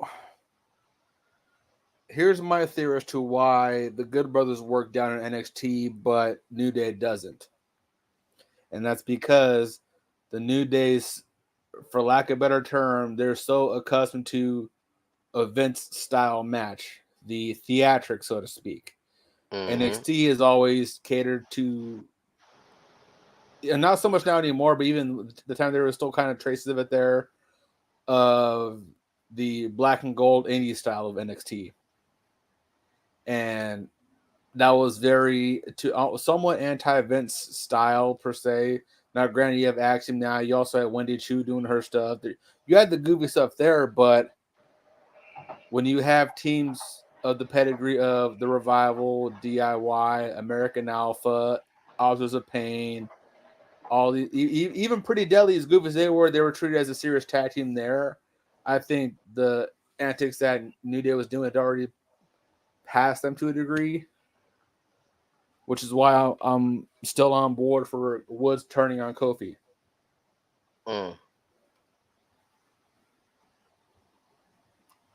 Yeah, something needs to happen there because, again, none of these teams was holding the candle to what I felt like the Usos was doing. And I felt like watching longevity, like, there's not too many tag teams that we could say we watched them for 10 years straight doing what they've been doing. Well, I said if you're a hardcore fan, you can argue the Briscoe brothers, but again, or even the Rock and Rollers or whatever, like, you know what I'm saying? Them old cats, but the Briscoes, I'm gonna give you that. But I'm talking about like fucking on that main stage, we were given this and we made this work. Then we made this work, and then we just took shit to a whole nother, like, you don't even see that shit, bro. So I don't know, man. Just it rubbed me wrong that they gave him that extra championship. And then even with the Briscoes, they broke up a couple times throughout their tenure together, and they kind of brought back. But that's kind of what freshened things up. Sometimes you got to grow apart before you can continue to grow together. And I'm gonna be honest, I would have gave the Dudley Boys that title, but their career was kind of weird to me. I'm gonna be honest, where like y'all was here, y'all in here. they're one of those acts, much like a Kurt Angle to a degree, to where yes, they were famous in WWE, but they were light years more famous outside of WWE, whether it be ECW, TNA, New Japan, Mexico, Ring of Honor. Everywhere else in the world, the Dudleys thrived and prospered, whereas in WWE, they were still a great tag team. It's just that was They would it. get the tables. Yeah, they were just the Dudleys from ECW. No, I ain't gonna lie. In the beginning, they were very presented like stupid. Like I'm sorry for lack of a better word, but they were presenting them, smacking them in the back of the head so Bubba could get the words right, or you know what I'm saying. Mm-hmm. And then after I don't remember the story, but Bully has said something behind that, and like fucking drop that shit. Like that's not what we doing here. Like you know what I'm saying. Moved Yeah, on so from that in the early ECW days, it came down to Daddy being a hoe, so he had children from all walks of life, and they kind of told Paul that we're kind of over that. We ain't doing that trailer park trash bullshit. We're gonna show you what we can really do. And then they showed that all over the world. Now when they go to WWE, Vince gets bored of tag teams like he gets bored of everything else. But especially with WWE, I think after the Hardys and Edge and Christian stuff, that was the plateau. So it's like you're kind of not really, especially back then, you're not really matching that, especially with the tag team division over there. Because I don't think you could have matched that.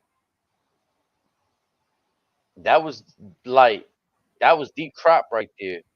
And I'll talk about that TLC. Like if that's what you're referring to, that TLC, Edge, Christian, Hardy Boys. Mm. That's what we get in our generation with the New Day, with the Usos. So then let me ask you this: what the Dudleys had with the Hardys, Edge and Christian, that was gold. Could they have had equal success with the New Age Outlaws? I believe so. And the reason I say is because the Outlaws. Now, this was their debut match in WWE, but had this been an actual story, could their style of work or that style of play have worked with the APA of Farouk and Bradshaw? Maybe. I think so. Could that style have worked with the Brothers of Destruction, the Rock and Sock Connection, Two-Man Power Trip? And you speaking from the Dudley standpoint or the others? From the Dudley standpoint, like could they have made that work at that point in time in their careers? Yes, but now at that point we talk about obviously Dudleys ain't gonna be the one. In my opinion, they shouldn't be going over the Brothers of Destruction because that was the tag team roster back then when they was coming in. Yep. Now fast forward to now, you have Usos, you have New Day, you kind of have AOP, you kind of have DIY, but there's not a lot of like real tag teams anymore, especially in WWE. Yeah, that's my problem. And even some of the tag teams I see now, like I was telling you the other day, the Young Bucks, they great, but like I don't look at them like how I look at the Usos, the Road Warriors. Like they're a great tag team, but they just right underneath that bracket. Yeah, like I said, as far as Ring of Honor, New Japan stuff, you had Briscoes had their beef with the Young Bucks, but Briscoes were always the premier team. The Young Bucks were predominantly, essentially, a cruiserweight tag team, junior heavyweights, if you will. So even back then, there wasn't a lot of junior heavyweight tag teams, or not a lot of memorable ones. So that's why they were looked at as this great tag team. There's no other fucking junior tag team. They were all pairing of singles guys. There were no tag teams. You had fucking the Briscoes makeshift teams. You had the Briscoes. You had War Machine, which is now the Viking Raiders. You had the Guerrillas of Destiny. You also had Killer Elite Squad, which was Lance Archer and Davey Boy Smith Jr. But all the tag teams were heavyweight guys. None of them were juniors. So when they made the jump to heavyweight, no one took them seriously because it's like, Do you look at a why? faction as a tag team, or you really just like tag team? Just do a 1-2 people in the, you know what I mean, in the I'm talking team. a That's the tag team. team, a 1-2 punch. Mm, Because yeah, a faction isn't a tag team. A faction is just a faction. put whoever in the Like, match. like, like, like, I don't consider Evolution a tag team. I don't consider the Horsemen a tag team. The tag team within the Horsemen was the Brainbusters. Fucking Batista and Ric Flair held the belt though. Yeah, but that's not a tag team. They just had the tag team They championships. were just I they were just soldiers ass shit. I consider DX a faction, not so much a tag team. Mm, that's interesting. I mean, yeah, I mean, it's kind of like Trick Mello. They not to me a tag team. That was just two singles guys. Yeah. One of your personal favorites, the Wolf Dogs. I consider that just two singles guys. Yep. Baron Corbin. Imperium, that's a faction. That's not a tag team. The Family, that's a faction. The Creed brothers. that you could get it with a tag team if you present it properly.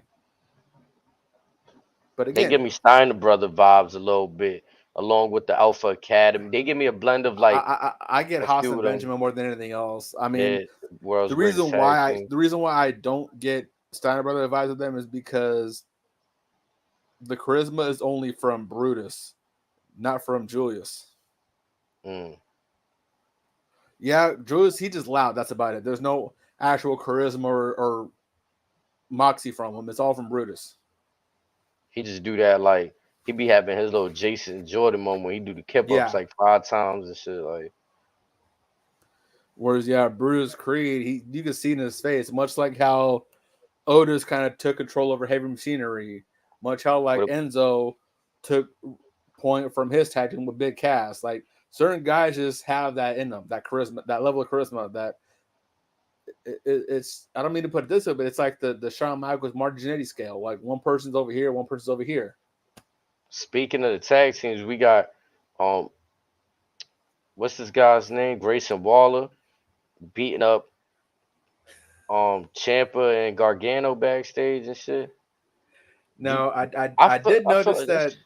Mm-hmm. I did notice that Ciampa's wearing DIY gear again. Yeah, bro. Like, I don't think they're gonna go in the direction that we thinking with that shit, bro. I think they're gonna keep DIY the same. They're gonna stay as a tag team, just floating around. And then these two dickheads, they're gonna be fucking like they're gonna be dead ass. These two dickheads gonna have the belt, just fucking kind of like All Truth and Miz just had the belts doing nothing. Well, it's gonna get me tight. I definitely have the Grayson Waller effect retaining next week, and hopefully they pull the trigger and separate Ciampa from Gargano and release the shackles from him. Because that man, much like Montez Ford and the Street Profits that we'll get to here in a little bit, Ciampa can offer so much more as a singles guy than as just Gargano's enforcer. Cause it's crazy. This is a weird tag team as where like you got two Hills, Theory and Waller, right? And they fucking like dirty. Like they'll do anything to win. Yep. You know what I'm saying? They'll sit there and do anything to win. So it's to me like it's just a tough situation for them. Why you got the belts on them? Like, you know what I mean? Cause now what I personally see is they could do anything to you got two singles competitors, they strong. Theory was a fucking US champion. Waller was doing just fine for himself in NXT. Some of these tag teams can't even find their footing on the fucking main roster. Like you said, they're not actual. So you got two strong singles competitors with the belts. I don't think that do anything for the division right now over there on SmackDown. They need to like get that up to the I heard bloodline the or boys outside there for you. yeah, whoop. Man, we good over here. Somebody's out there disturbing the peace, per usual. Nothing new. You know what I'm saying? This is one video, and I'm pretty sure this might be the New York cat. There's one dude's chasing, there's one dude down the block with a flamethrower because he got caught sleeping with his girl. Nah, I didn't even see that. That's crazy. I can That's see wild. I can see you New York cats doing some shit like that. Man, that's wild. Shit, I ain't gonna lie. He do that shit. That man ain't coming home. He getting booked for time skis. That's I crazy. gotta find that video. Said that shit was funny as fuck. Nah, I mean, I'm pretty sure you getting booked in any state, but I feel like you sneeze at somebody wrong in New York, they might arrest you for the weekend. Like, shit, crazy. Like, you know what I'm saying? For real. Like, the worst shit I went through, I remember spending 3 days. This is before we was legal in New York. I spent 3 days in the bookings for fucking blunt, rolling a blunt outside. I didn't even get to light this shit yet. They put me in the cuffs. I came out on Monday. I'm like, damn, bro, 3 days for fucking a blunt I ain't even smoke. It's crazy. And that shit was fed to the sewer rats. Man, I probably that shit was broken probably right in front of me. Like I ain't even know. I'm just so disappointed in myself. Like, Or they kept it. Could have been right. That shit Put was this the shit in worst, my pocket bro. real quick. Hell yeah. Now they's having a party out there, so people probably drunk as shit. Fucking going crazy. It's that summertime. I ain't gonna lie, summertime hit. That's what I'm saying. Like, bro, we Block was party just season. talking about it. We was just talking like I keep because every time I look to the corner, you know how you see the calendar on your computer, you see the date right there. Bro, I feel like we was just talking about it June 2nd, how this is gonna roll out. And we got so much. Did you feel like from the beginning of Hold on, June? real quick. Real quick, I Mm-hmm. have breaking news. Uh-oh.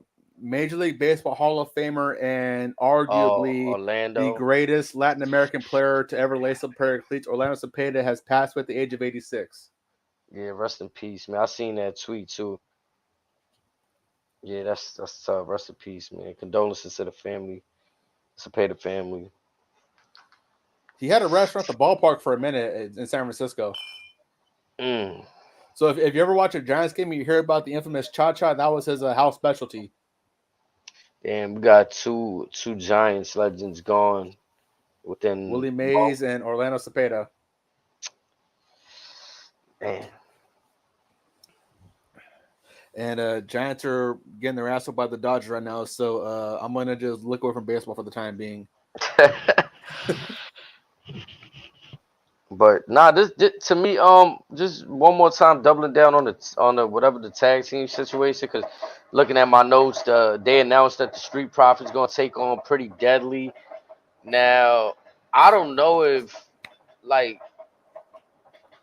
I'm be honest though, like Pretty Deadly look better in the situation right now than the Street Profits did.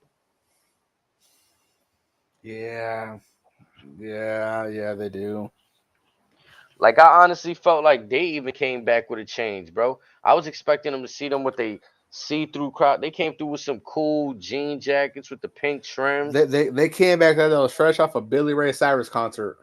You feel me? I'm like, oh nah, this is a little different, Pretty Deadly. Like they give it, Well, you know what I'm saying? Fashion shit. but also look how the profits have been used over the last couple months.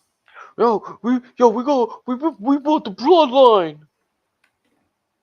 Yeah. They done whooped your asses how many times? I was just playing my GM mode on WWE, bro. They reminded me, like they asked me, the GM, yo, can you do? And then one of the responses is, no, I can't do that. Sorry. That's what Nick Aldis hit him with. No, we can't do that for you. Sorry, that's not happening tonight. None of that. You coming in here talking bloodline stuff.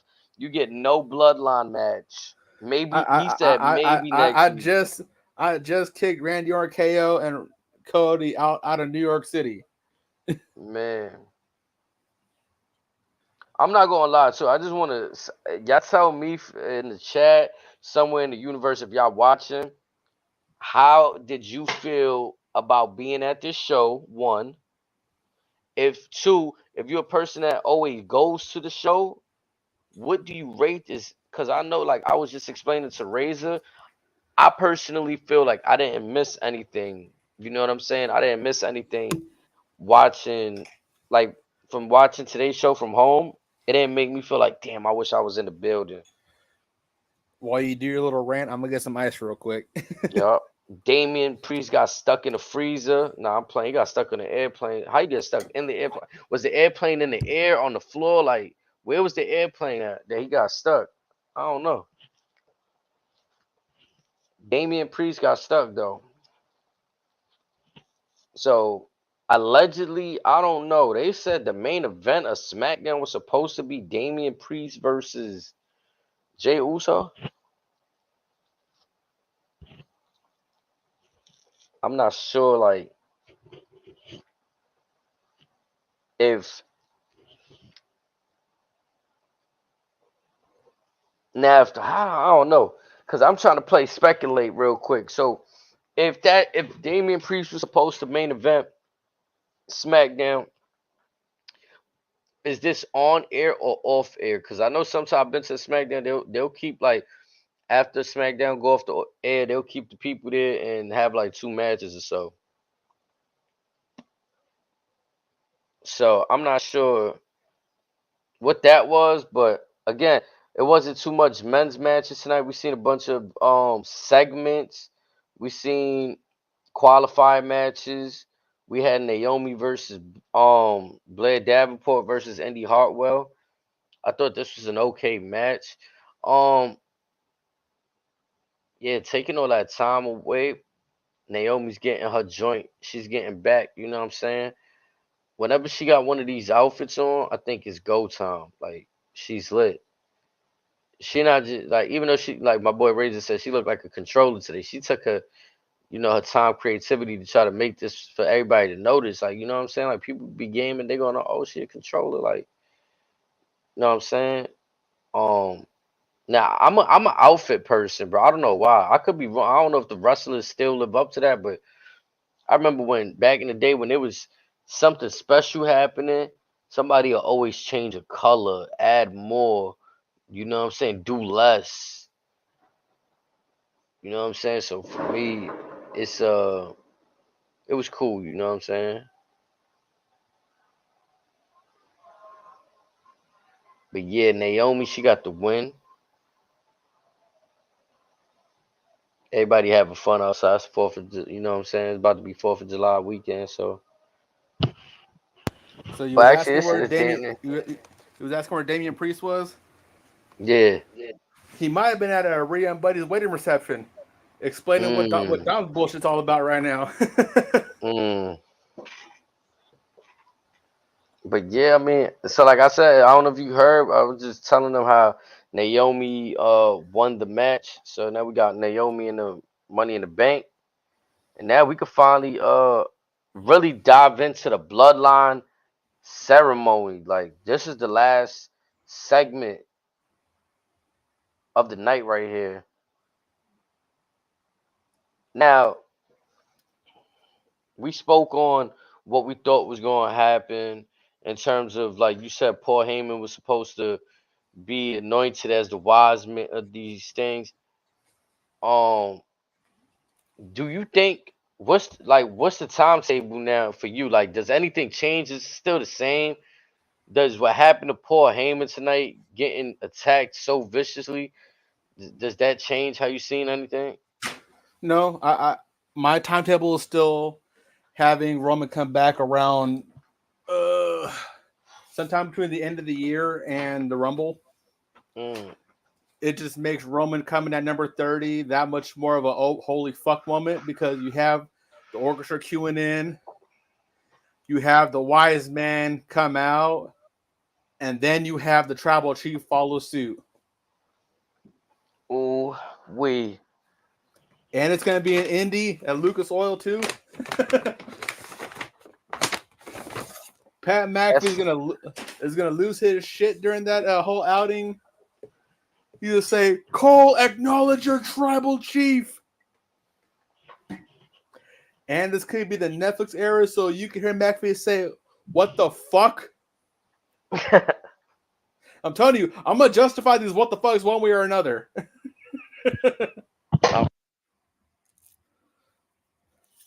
Like I will justify a boatload of these without McAfee trying to hurt his brain cells.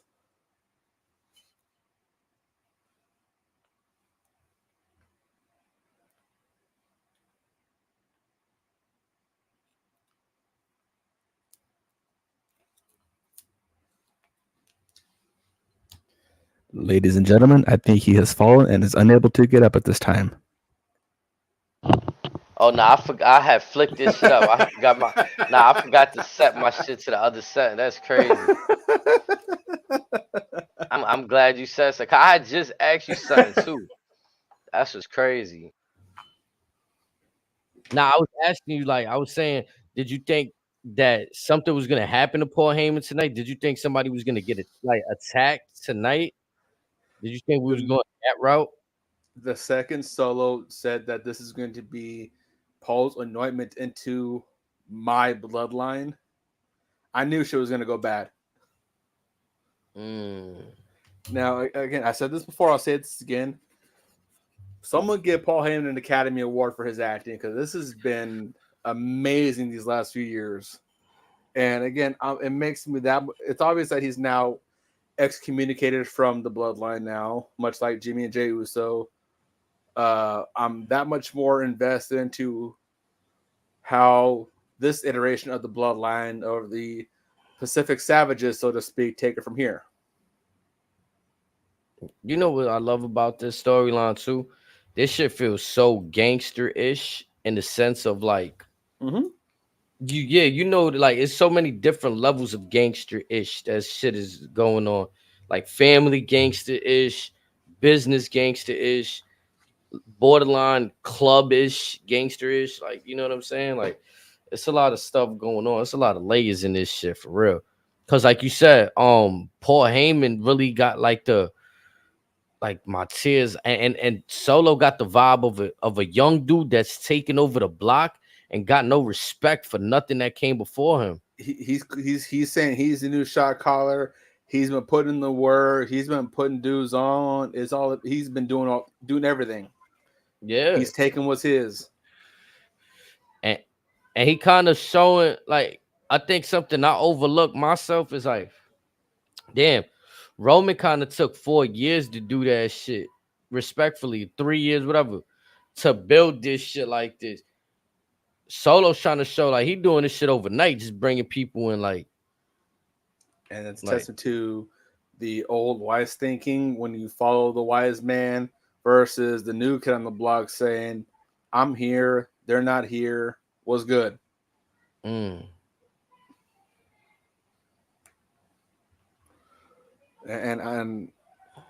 I'm very intrigued to see where The Rock falls into this.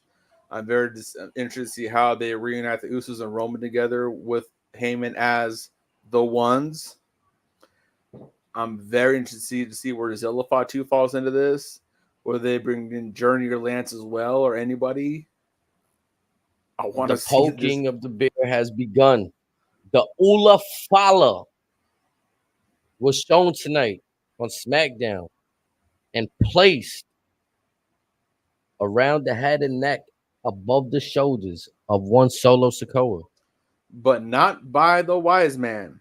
But by the werewolf.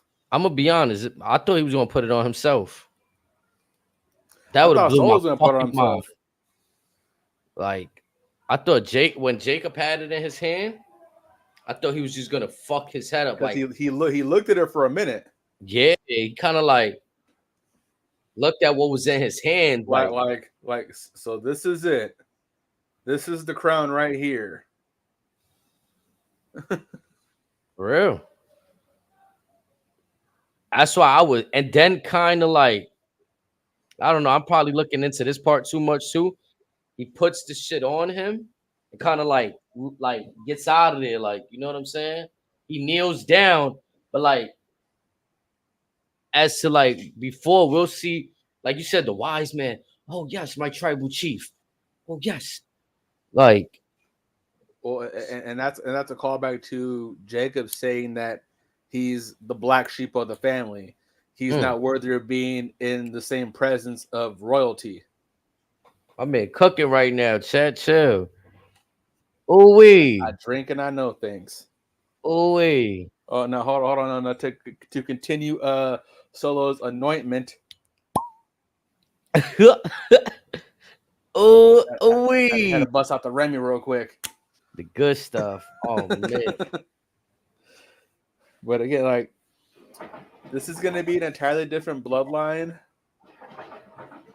and shit's gonna get wild. I think this needed to happen. The separation of Paul Heyman adds layers now. I mean, it's always whether he's there or not, but now it's so many different routes that we can dissect again. And also the reason why this needed to happen is with Paul in his history, he's always handpicked his associates, not so much they're handpicking him. Mm-hmm.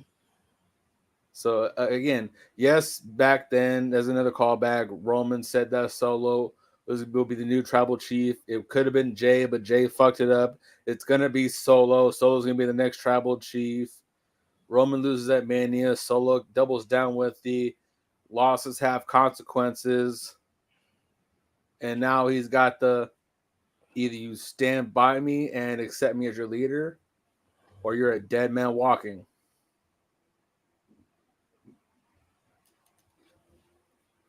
So regardless of what happens with Cody and him down the road, even if he doesn't win or whatever, even if he does win, at this point I wouldn't be mad at it anymore. Before I'd have felt type way. Now I'm like, all right, if they actually put the belt on Solo right now, even if this goes south, if this is only going to solidify Solo as an actual top heel in the business, probably all of wrestling.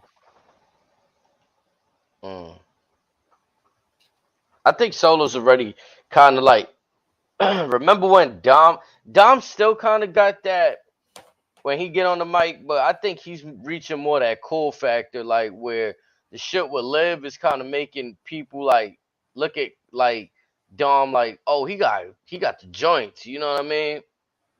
But Solo, I think he's there because again, I'm gonna make an argument for the top heels in the company, by hook or by crook, they're fan favorites. Solo, I can't say right now is a fan favorite, and the fans hate him because he's good at what he do. He's trolling us. He's trolling the bloodline. He's trolling Roman. It took the WWE over 20 years to cheer the Miz one time. Solo's doing just fine. Yeah. And that's what I'm saying. Like, when we got these heels, we shouldn't be alarmed. Like, because now what alarms me more is when now you take the heel what once was and make him a fan favorite. Now he may no longer be a heel. You mean like what AEW is doing with MJF? Yep. I'm your scumbag. What they did was what the crowd ultimately did was Swerve. Yep. I'm the people's champ. But like the thing is, it's cool, right? But I like how Moxley did it too, where like, or like just stay true to your nature, right? Like Gunther, like even though Gunther's a fan favorite, he's still a troll. Like he wasn't afraid to talk his shit in Saudi. Well, the thing with Gunther that made him special was he'll tell everybody, either you're gonna respect me now because I'm being a gentleman to you, or I'm gonna beat the respect into you, and then you have no choice but to respect me because I just whooped your ass. Mm-hmm. So, and again, not everybody can do that. But again, Solo, I think over time, especially if you were to get overthrown by Jacob or even the Gorillas, you can see that down the road. But right now, this is being executed perfectly. Because remember, when Solo first came in, folks wanted him to a degree to be like a third Uso just to keep that party going because they were the talk of the town before and after the Bloodline. Yeah, there was a point that people couldn't wait for this moment that we're seeing right now. People couldn't wait for Solo to finally get, and he's having the look. and he's so good at what he's doing that the crowd is now they found their spot on the show where they get, oh, we want Roman. Think about it. We've been waiting almost 10 years for The Rock versus Roman Reigns, and it's still almost 10 years later one of the most anticipated WrestleMania matchups of all time. Crazy. Almost 10 years.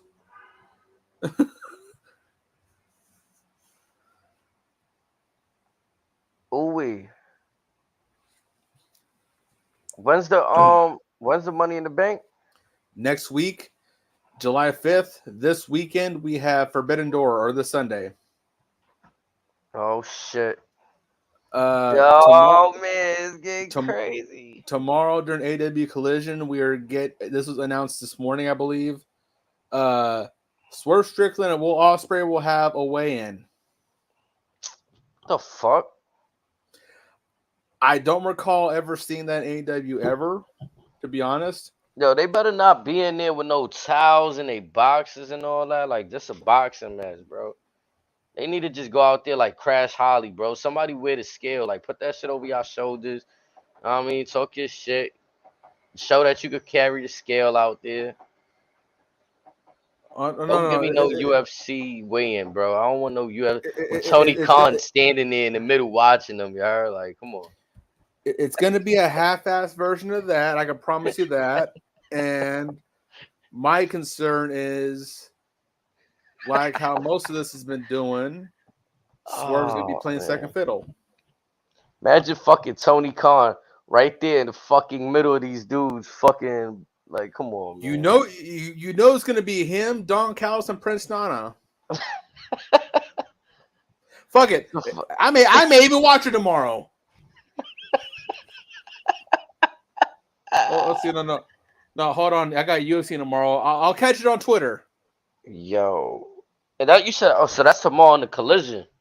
Yeah, they doing that shit. Oh man, because the pay-per-view on Sunday.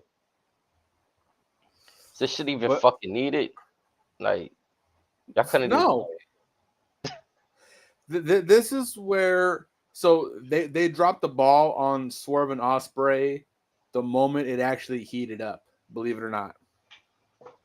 And what I mean by that is there was a spot to where Swerve was basically calling on Ospreay's missus and his stepson, just calling their name. He says, "Don't bring up my wife and kid anymore, ever again." Swerve does it. Ospreay goes in the ring and just gets chested, and that was it. No punches, no takedown, no nothing. Which was a shame because that was a very solid back and forth promo session between the two of them. A nice little verbal joust. And just as quick, all the steam went away.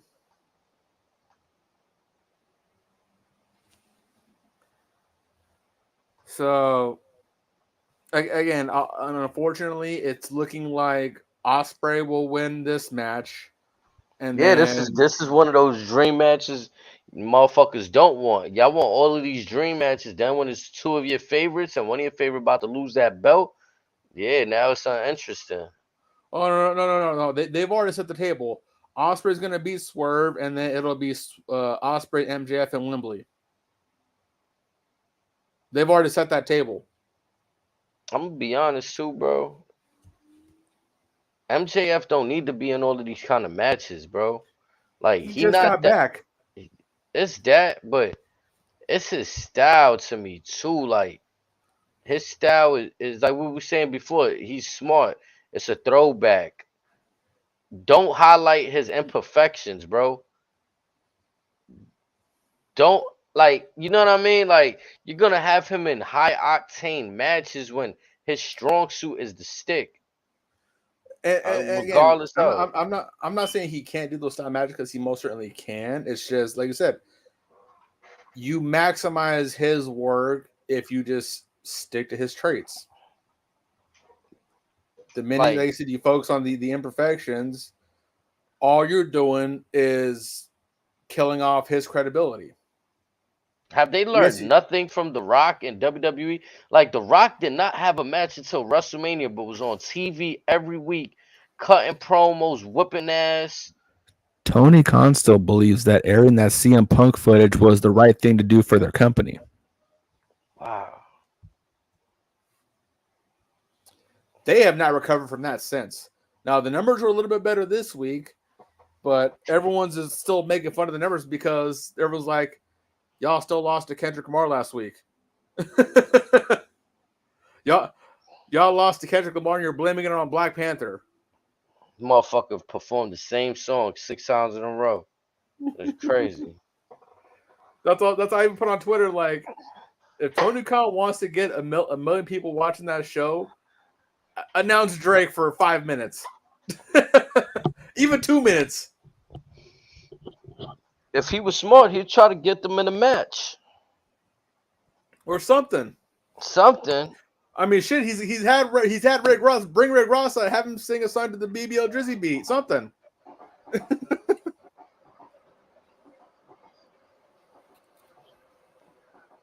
Again, I feel like they probably could have got more mileage out of Sting. Like, they got hella mileage out of him. But look at all the shit he was doing, bro. Like, it's unnecessary. I don't understand.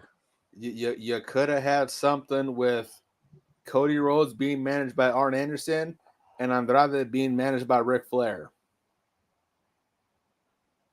That could have been something right there. You could have had something with CM Punk and FTR versus the Young Bucks and Omega. You could have had something with CM Punk versus Jungle Boy, CM Punk versus Hangman Page. There's a whole. You could have had. Fast forward to what Willow's been doing now. Willow versus Jade might have been a money match. Cause what's MJF's finisher, bro? That shit that Naomi does, but instead of Naomi does it on her knees. Know how they're against the middle rope, and she just jumps up and just spikes them. Oh yeah. With MJF, he sits out. You have that, and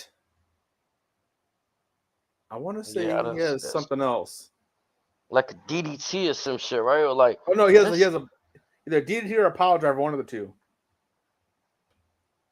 So like, come on, bro. Like, come on, bro. Like, I think his strong suit, to be honest, like you said, they made him a face.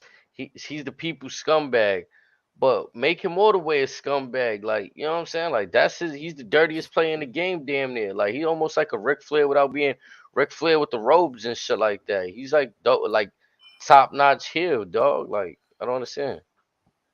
Well, that much is obvious because, per usual,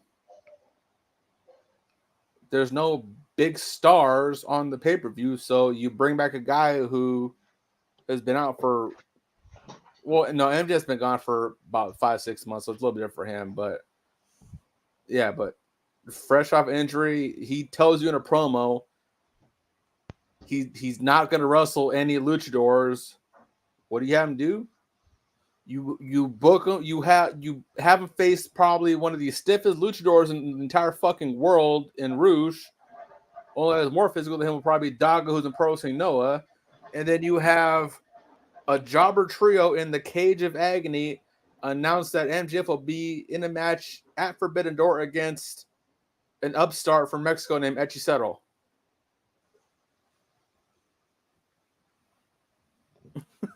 That's the. Your number one guy, you're putting him in a flagship cross-promotional show against a nobody. But because it's MJF, that should sell tickets. No. Yeah, that's unacceptable. You have Jeff Cobb, who's been calling out the entire AEW roster to challenge him for his New Japan World TV title. He's not on the card this weekend. Supposedly, he was going to have an open challenge match. You might have something on the pre-show, if that, but he's not on the official card as of right now. You have Bryan Danielson versus Shingo Takagi in an Owen Hart cut match, which it'll be fine, but I'm pretty sure you've seen the reports, the Ricky Starks and Big Bill shit. How he didn't want to go over on Big Bill. now that came from Meltzer, so I'm gonna take that with a grain of salt. Now nothing against Big Bill, but again, they never should have dropped the belts to Sting and Darby to begin with. Why would they? That's crazy. Like, why would they even have them listed for a program? Like, I don't know. Cause like you got a situation where you could, like you said, they don't even need to be dropping the belts. I personally think that's a tag team I didn't even know I wanted right there. They were starting to gain a lot of steam, and they were easily the top tag team in all of AEW. Who the fuck wants Redwood? Above FTR. Like, this could have been the team.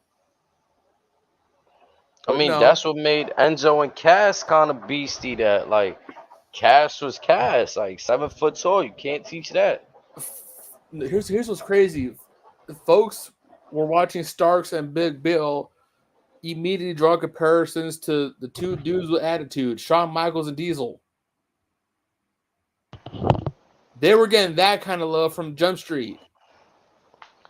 Yeah, because this Big Bill right here, he separated himself from what we knew in WWE. Like, he's shredded, more mature, much more polished in the ring. Like, he's a dude now.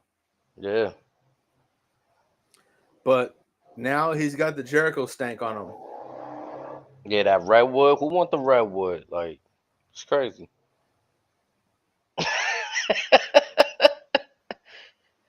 Bro, that's the day that you told me that shit. The very next day I turned on my TV and seen fucking Big Bill smiling in a fucking ring, waving his hand. Shit said Redwood. From soft to that. Yeah. A lot of, I mean, again, I listened to the Matt Hardy on the Busted Open podcast, and I'm just not surprised no more what they do. Like, they don't know they don't know what to do. And I've said this on this show many times.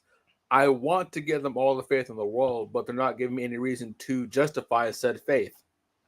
Yes, certain things show promise here and there, but like I said, just as quick as they build it up, Tony Khan finds a way to piss all that away.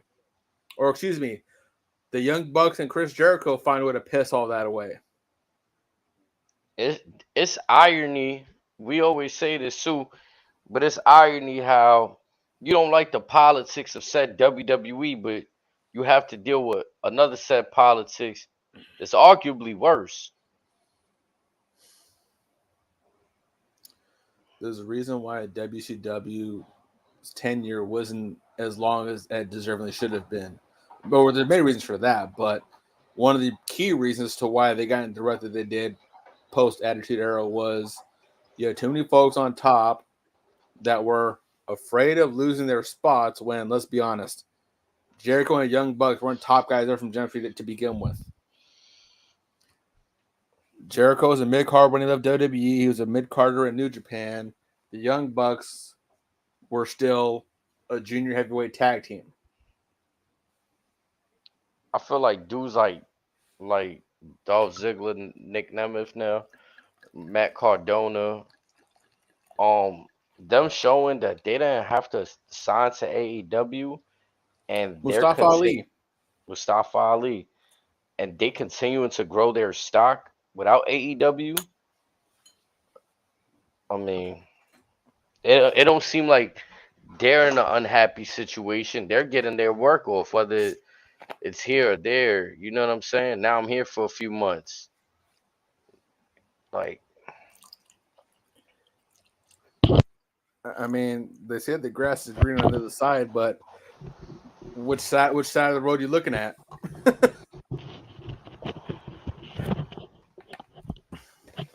But again, like I want nothing more than for AEW to make it to year 10, year 20, year 40, like where WWE just celebrated as far as WrestleManias. Like I want them to get there, but damn, they need so much work. It's not even funny. I mean, So aside from the Will Ospreay and Swerve stuff, you know what their biggest story is? Tony Storm. Yes, that and Mina Shirakawa fighting over Mariah May, smothering Mariah May with their bosoms. I ain't gonna lie, it's because Tony Storm got the cake. Like, I don't mean to say it like that, but she be But playing into that shit too on TV. Like, I be watching no, they matches. no, she was that for a minute, but again, Yeah.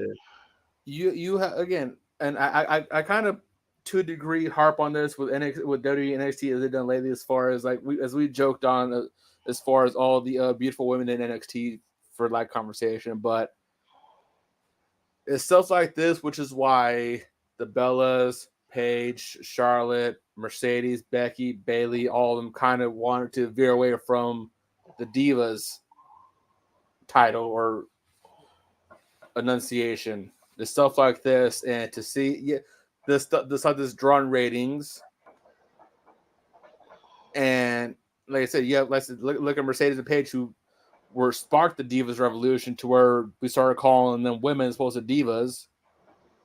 They're looking at this and they're going, well, what the fuck were we doing wasting our time 10 years ago to not be called this? And you guys want this back? You saw what Chelsea Green said. If she wins, she gonna bring the Divas Championship back. Mm-hmm. But again, I part of me feels like, so at first WWE and AEW were kind of doing the similar trajectory, but now it seems like they're both kind of doing this as far as how they're going to move on from it. So again, you have, like I said, the women of NXT or even Chelsea Green saying go back to that because of its procedure, whatever. Whereas you have AEW to where they're only 1 week away from calling out a bra and panties match by the looks of it. Or 1 day away because they do a show on Wednesday, Friday, and Saturday. A good old TNA suit and tie match. Well, WWF did that for a while, but again, announced is a little different. But again, it just blows my mind that many of the women that are currently in AEW that were established in WWE, who were part of said revolution, are essentially on the shelves doing fuck all, watching the quote unquote top women do the same thing they were fighting to eliminate in wrestling, so to speak. It's fascinating. I mean, I don't know, bro. Like, unwelcome your thoughts. Like, everybody's some fucking freaks, right? This is my issue too. This is why when everybody loved the Rhea Ripley and the Liv Morgan shit, like it kind of annoys me a little bit because them girls been sexy. But what's making it stand out more is that they doing sexy shit. They doing sexual shit. My argument is more so the fact is how folks are shaming WWE for going back to those antics with Liv sending the DMs and all that stuff.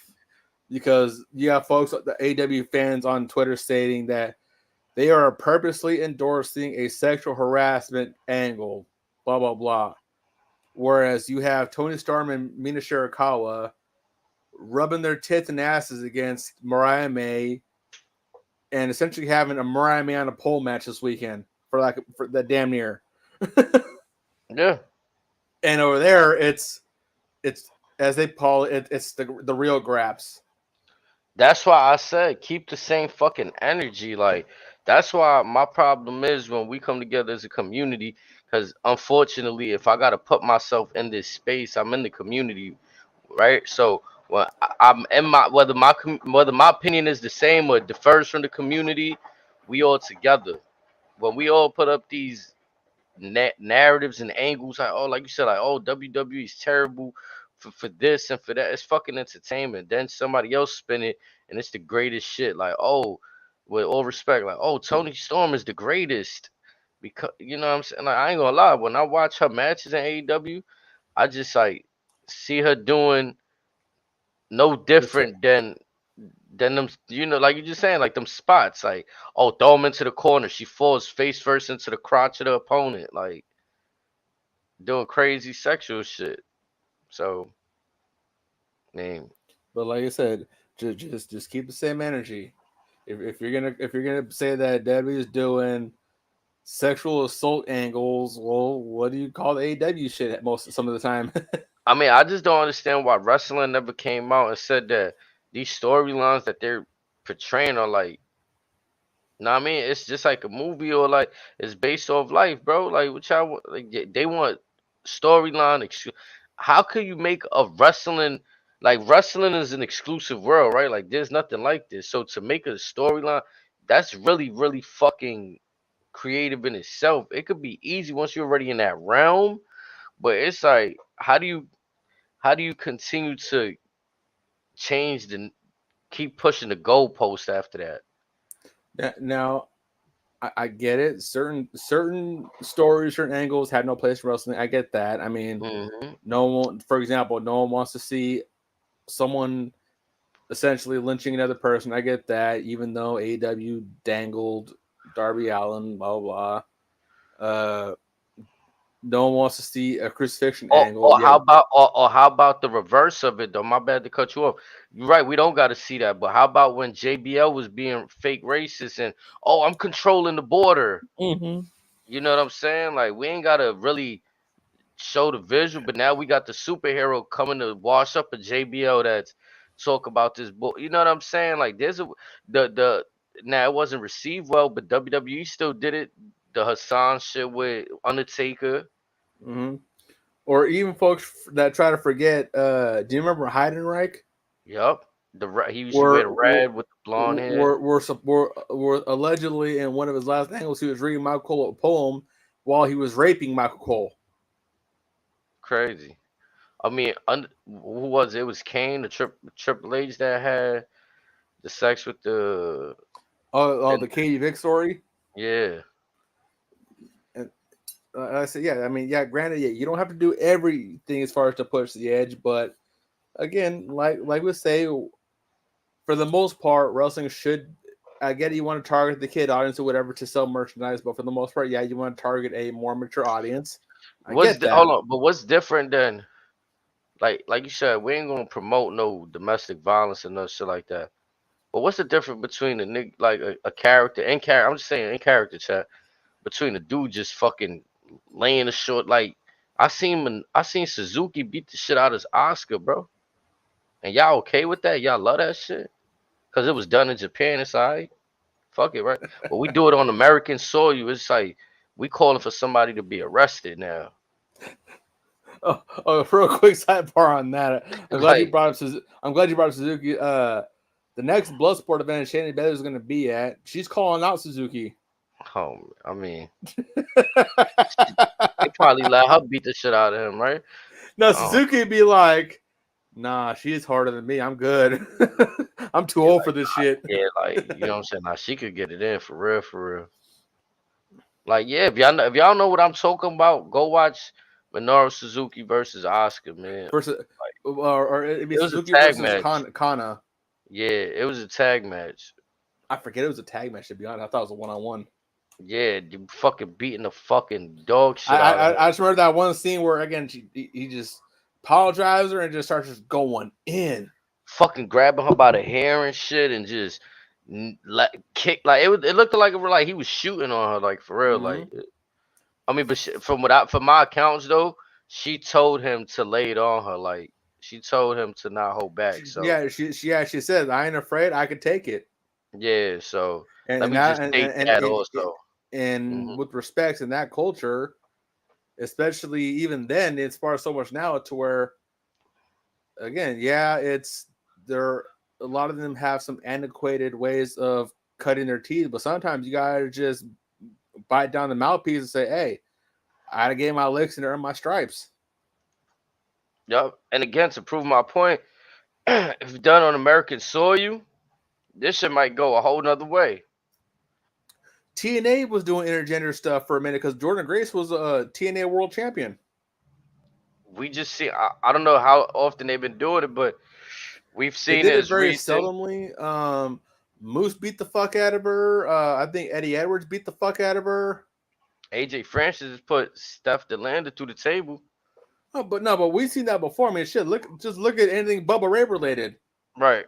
He's put Mae Young, who was a 7-year-old lady, through a table at the time. He put And Daisy we Carter through love a table. and we loved it, bro.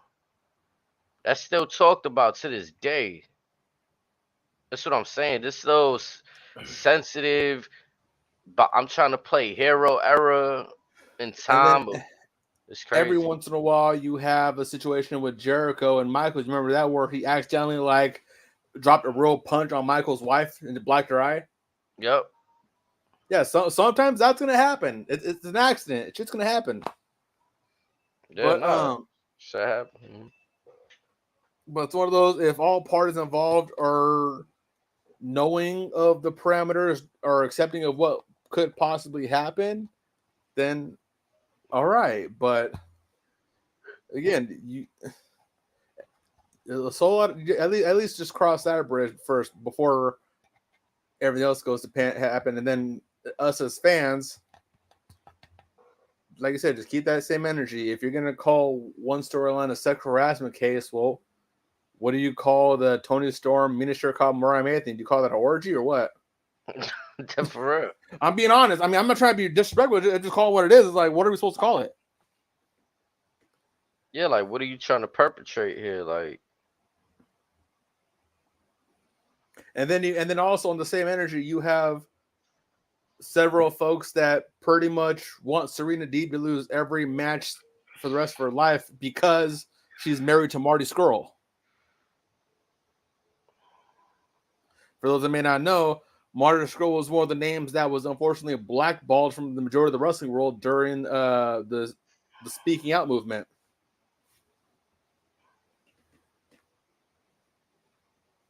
So because her husband made a mistake before they were together, he's owned said mistake. You want her to basically not enjoy her career? and who's married to her? Oh, to him. Serena Deeb is married to Marty Scurll. Mm.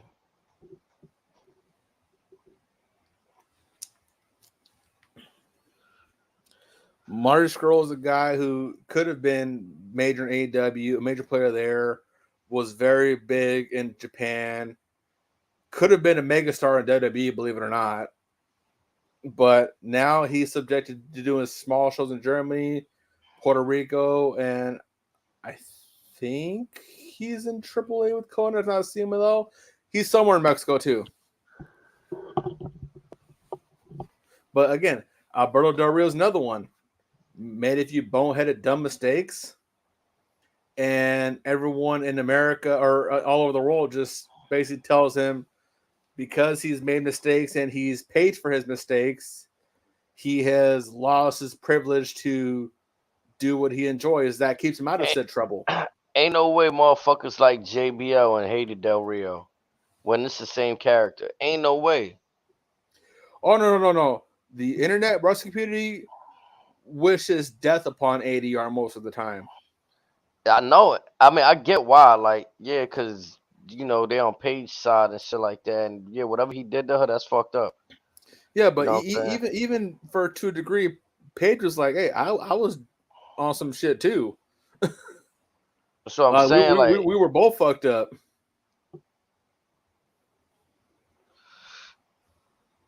like, yeah, wrestling is a tricky thing because it's like there's no. I think even as long as it's been around, there's no handbook as to who gets second chances.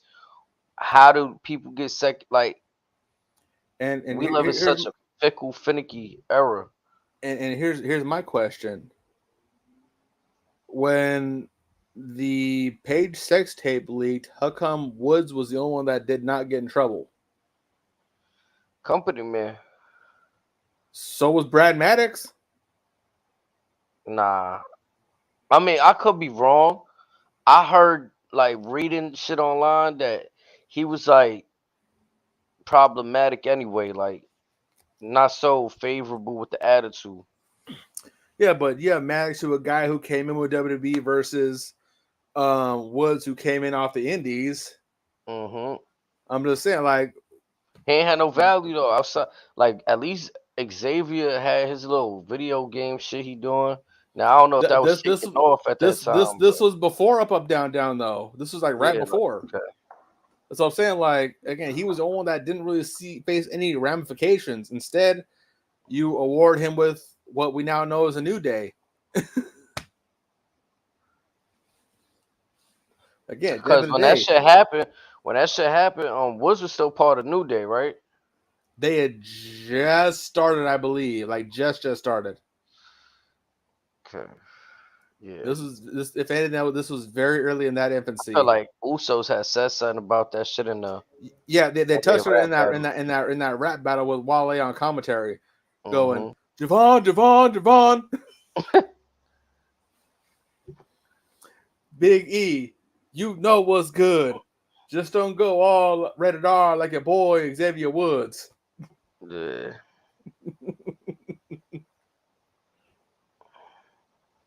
But again, like you said, at the end of the day, just keep the same energy. If you want to get a chance at everybody, all right. If everyone's doing this, committing the same infraction, all right, treat it as such. Don't pick and choose who gets the chair. That's all I ask. Because I honestly feel too much fickle shit happens, like where we can't really like. So this is my example. I'm gonna be honest. We really happy that Edge jumped off the ladder, off the steel cage and broke his legs. Like that's what we want to see these guys do. Or Darby Allin diving through a pane of glass just because. Cause a dude like Edge, this is why he left WWE. Well, what's your career like? Respectfully, you already had this Cinderella story. You got injured and you retired with the belt. You came back and wanted more. You wanted another Cinderella story. You should have just been happy coming back and selling out arenas, dog. Like being in the main event with Roman Reigns and Daniel Bryan. I mean, hate to say it, he left WWE because he didn't want to be a mid-card, just everyday body. Like you said, look at him now. That's tough. I mean, honestly, fast forward now, I would have loved to see him and Randy go at it in front of a crowd. Would have loved to see him and Drew one more time. I would have loved to see him and Solo go at it. Him and CM Punk would have been crazy. Him and Priest could have got a lick back for Edge getting kicked out of Judgment Day. Yep. There's a lot you could have done with them. And again, like you said, in front of sold out venues all across the world. Hell, you could have got Beth Phoenix into the run too. They got her to pop out a few times. Like, wouldn't you want to see Bianca versus Beth Phoenix versus Bayley, Beth Phoenix versus Bianca, Beth Phoenix versus Rhea Ripley? Like even I'm gonna be honest too, Christian, like that Royal Rumble appearance she did the same time that Edge came back. Now this is his best work, I think, Christian. But I wouldn't have mind seeing him in the land, like you know what I'm saying. Like even if he chooses to leave now, I think all these dudes got they best work. It could maybe possibly come in AEW, but WWE is where it's gonna be safe. You might catch injuries there, but it's not gonna be doing dumb shit. You gonna catch either freak or knick-knack injuries. Now That's the injuries you get. Christian is another one, much like with Kurt Angle, to where, and even the Dudleys, he was more famous in TNA than he would have been in WWE. That's just a fact. Like some guys are just better suited outside of the machine. Like whether it be Kurt Angle, whether it be a Christian, you can argue like Samoa Joe was already a megastar before and after WWE. Matt Cardona would be another one. Like certain folks, and it's okay to be that anomaly. Like not everyone's meant for the machine. But again, one can also argue that once they have their fun outside, they have an open door policy to go to the machine, make the same amount of money, and to do whatever they're doing now. But not only is it safer, and you make drastically more on merch money because you're selling out all over the world. Yeah, you got to change rooms, like you said. Like obviously, if WWE it's a lot of big fish, sharks in the WWE. So sometimes to be successful, you might have to change rooms for a second. Like you might have to humble yourself and be like, I like, I to get to this point, I gotta leave here, sharpen my tools, if I want What to was decide to Cody's come back. reasoning for leaving the first time 8 years ago or 9 years ago? He Why? wanted to prove that he can actually draw a dime in WWE. So he left, earned his grind on the indies. So when he came back, again, there's a reason why he says undeniable to undesirable. I'm going to come back and I will be beyond a shadow of a doubt a star. When I come back and walk through that curtain, you can't tell me otherwise, because once I walk through those curtains, all you're going to see is money fly out my ass. And then you see some like the way Cody did it, he had a real good plan. Some of these dudes do this shit and they make like one Twitter post. They post up their flyers for their next like wrestling event, but they not really making no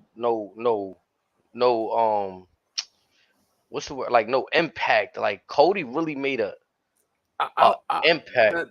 That's a little aggressive. I'll counter that Hell with yeah. It's one thing to make a plan. It's another thing to commit to that plan and nothing else. In which that's what Cody did.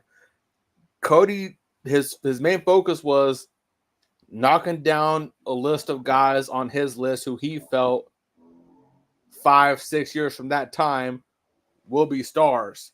Some names on that list: Swerve Strickland, AJ Styles, Samoa Joe, Joe Hendry, Ethan Page. That's what I'm saying. That's a well thought out plan. Some dudes just go to sign to a company, like they just look for work. That's a sign of Cody, much like Triple H, being a student in the game. He knows what's out there. So again, he probably tells Triple H and Vince McMahon, respectfully, I'm going to walk away. I'm going to take on whoever you have under your umbrella, and I'll tell you if they're a star or not. Because for me, the best match was the Kurt Angle match. Is that the one where Kurt did the moonsault and banged his ankle on the roof? I think the one that I enjoyed was when they was outdoors. I was saying because they had a couple cage matches, but one I remember was I can't remember which one it was. One of them tried a moonsault, and their foot kicked in the top floorboard of the ceiling, and they kind of got stuck for a quick second. Crazy. Took out the whole light fixture.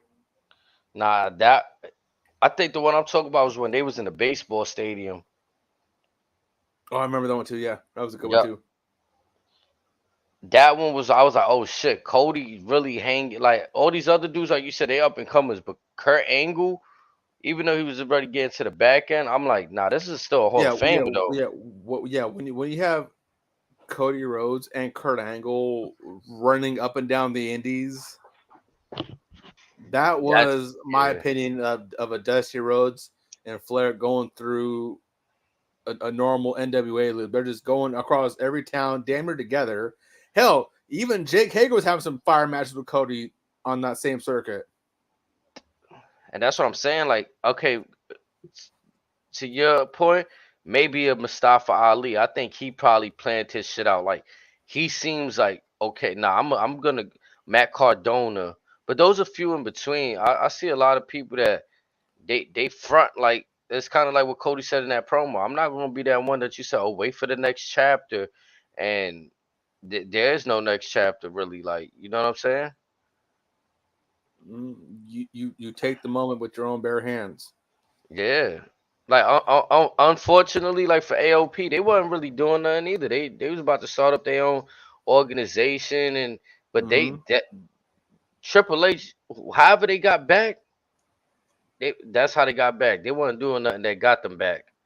Because much like with Cross and Braun, Triple H says, "I'm in charge now. Please trust me on this." Yeah. Probably in that tone. But back real quick to the Cody stuff. Did you happen to hear or read about his remarks about whatever it was CM Punk said a while back? Nah, you might have to refresh me on that. So CM Punk basically said that he's back in WWE to help the next generation. And Cody, to paraphrase that, basically said, "Well, that's a red flag in my book." While in his mind, he's looking at it, and this is, to my theory, why we've been inching towards of a heel, black-haired Cody Rhodes, in which he like, all right, yeah, you're here in the prime of your life. If you can still fight, why are you here to help them get better than you? You're back. You should want to come from you should want to be the top guy. You have too much gas in the tank to put your foot on the brakes right now. I'm gonna be honest, we be gassing CM Punk too. Cause he gotta earn that shit from us. Like, we be giving everybody everything. The man hasn't even had a singles match aside from that live event shit. But you have someone like Cody, who is the current world champion, say, "No, fuck that. No, we appreciate you for what you actually are. Be that guy."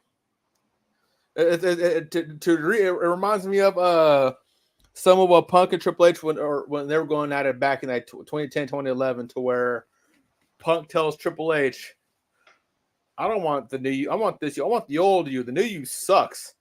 Right. And so with Cody, when calling out Punk, "I want the best in the world. I want the voice of the voice. I want that CM Punk. This new guy right here, he ain't it. I ain't feeling that." Unfortunately, I just think that's always been CM Punk, bro. Like, Well, it's always he been CM Punk, just, but I think we're seeing, like I said, like we said, it's a more mature CM Punk. He's looking at this from WWE as a whole different outlook on life to a degree. yeah, bro. He's not, to me. He's never been the same. He has a newfound appreciation for the environment, and he has a sense of trust in that it's not like how Vince was running it back in the day. So he heard from it through his friends. He's seen with his own eyes. He's accepting of that. And he's like, "All right, I'm cool. I'm good. Life is good." And then you have Cody seeing that in him, and he's probably looking like, "That's not the CM Punk I know. I want the old CM Punk, because that CM Punk will give me a good fight, and I can make money with that CM Punk." I think CM Punk shows glimpses of it, but again, like you said, we seeing the more like, this is a more tired. Not, I don't want to say tiresome, but this is a more older CM Punk. Like, I don't want to use this term, but with all due respect, I have no other synonym that comes to mind. The man's fucking neutered. I have no other words to put it other than that. Compared to what we saw during prime summer of Punk, to what we could have had in AEW, whatever. Again, the man's damn near neutered. And again, it's nothing against him. It's just he's of the state of mind to where if you fucks this up, ain't nothing left. I get that. However, people hold you to this regard for very specific reasons, and you toning back on certain shit is some of the reasons why folks love you to begin with. It don't got to be all the time, but when duty calls, bring that guy out, because it happened in AEW a little bit, right? Where his first few weeks, he's over here jumping in the crowds, and then he had to eventually come out and say, "All right, I think it's time for like us to stop this, the happy thank you parade." Like, what happened to CM Punk when he returned and says, "I'm not here to make friends, I'm here to make money"? right. That's the CM Punk of old. And again, like when him and Cody left AEW, they probably never will recover from that. because you had Cody who had a clear vision on what the identity of AEW could and rightfully should be. You have CM Punk, who was a mainstay of the original Ring of Honor, who was a main guy in WWE, who can speak on both parties, essentially, can help get AEW to whatever vision Cody is trying to set or whatever, or even if Tony had a different vision in his own right, he could have got him there. But I think what sparked Punk's current persona, his current thought process was you had guys like Hangman Page, which was the same people who told Medusa, as we recently learned, that the new generation, especially over there, in their minds, they have nothing new to learn. They know they know enough. Well, if you know enough, why the fuck are 2/3 of the venue empty? And that's being generous. Usually it's like 80% of the building is empty. If you had nothing to learn, there won't be an empty seat in this building, and you'd have a line out the door just in case folks want to go take a piss break. It's two things for me. It's laziness, which is kind of obvious, and then secondly, my boy Cap likes to refer in sports. There's a huge market for what we call sexy maneuvers, like like $1 million move with a 5-cent finish kind of thing. Yeah, That's what some people enjoy fucking doing, and it's beyond us, right? But there's Okay, but you got 80 motherfuckers that can do the same goddamn shit. So again, if everyone's doing said $1 million moves, but when why ain't they no ass in the seats? Because when everybody's getting paid, if this is the harsh reality. If I'm getting paid $1 million fucking dollars, I don't care where the company's going. I'm shit AEW shit because I should be caring where the company's going. But when you get in that paycheck, you just fucking you're putting on what you think is a banger. Your money's not changing. If you put 3 stars or 5 stars, you still contracted.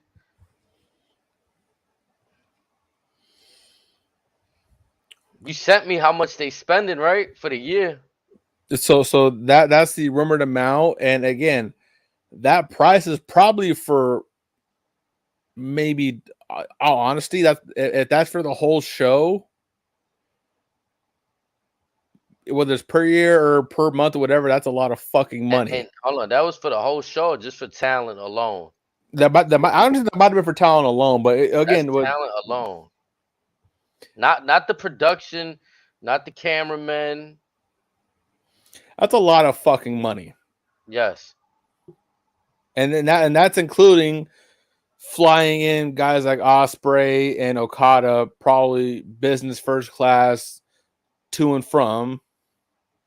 That probably makes up for a good chunk of the money. It probably makes up for Pac's flight as well. It probably makes up for a lot of like the Latin American guys' visas, I'm sure, because that can't be cheap if you add it up with a boatload of guys. But still, it's like no wonder you're in the rut you're in.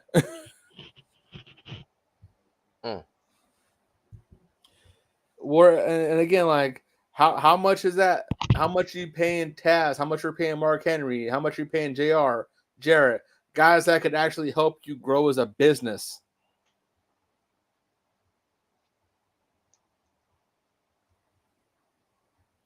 Because, for example, for Ring of Honor per se, for that price could have been maybe anywhere from 4 to 10 years worth of TV with talent for them.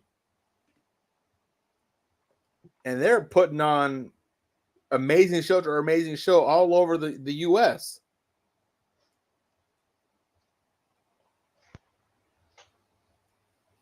It's the psychology, man. The wrestlers themselves, the people who's performing the craft have to be like, you have to have a willingness to learn. That's key. And it's tough because you got to be that way.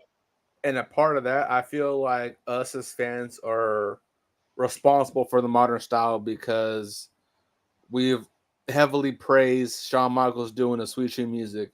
We've heavily praised Petey Williams doing a Canadian Destroyer, and that's since influenced other guys to do it. That we put Rey Mysterio, and then for those that are fans of Indies, Amazing Red on this level of the untouchable cruiserweights that can do any and everything. So we're kind of to blame for that as fans, but that by no means justifies the fact that the way one show has been presenting everything else. Us being a fan of the hardcore stuff, that's a very small, minute audience of the global conglomerate that is wrestling fans. There's some folks that prefer the technical European style. There's some folks that prefer the traditional lucha libre. There's some folks that simply prefer Japanese strong style. There's certain folks that prefer old school 1980s wrestling. There's some folks that strictly prefer WWE, whatever. But on the same note, there's so much for everybody as a whole. If you really want to invest in something for everybody, it's so much easier than what people think it is. Like, look at WWE. Most times we'll get, on an average pay-per-view, we'll get like a little bit of lucha stuff, a little bit of European stuff, a little bit of strong style. We get a little bit of everything. AEW is strictly all gas, no breaks for 4 hours on the pay-per-view. Most matches kind of seem, it is what it is. Once in a while, you might get a good moment here or there, but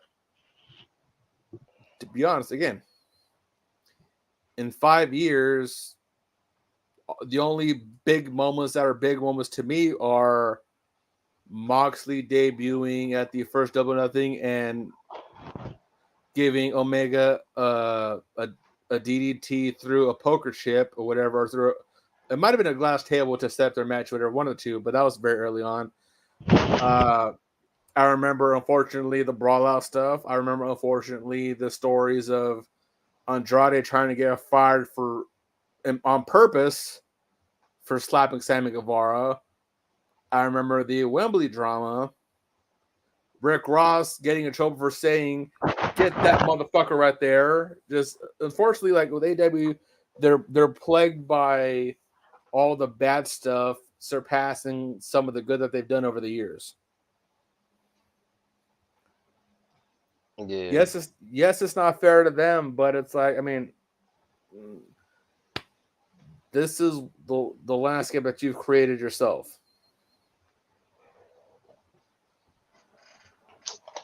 I don't know, man. They just, like you said, they haven't been doing themselves no favors.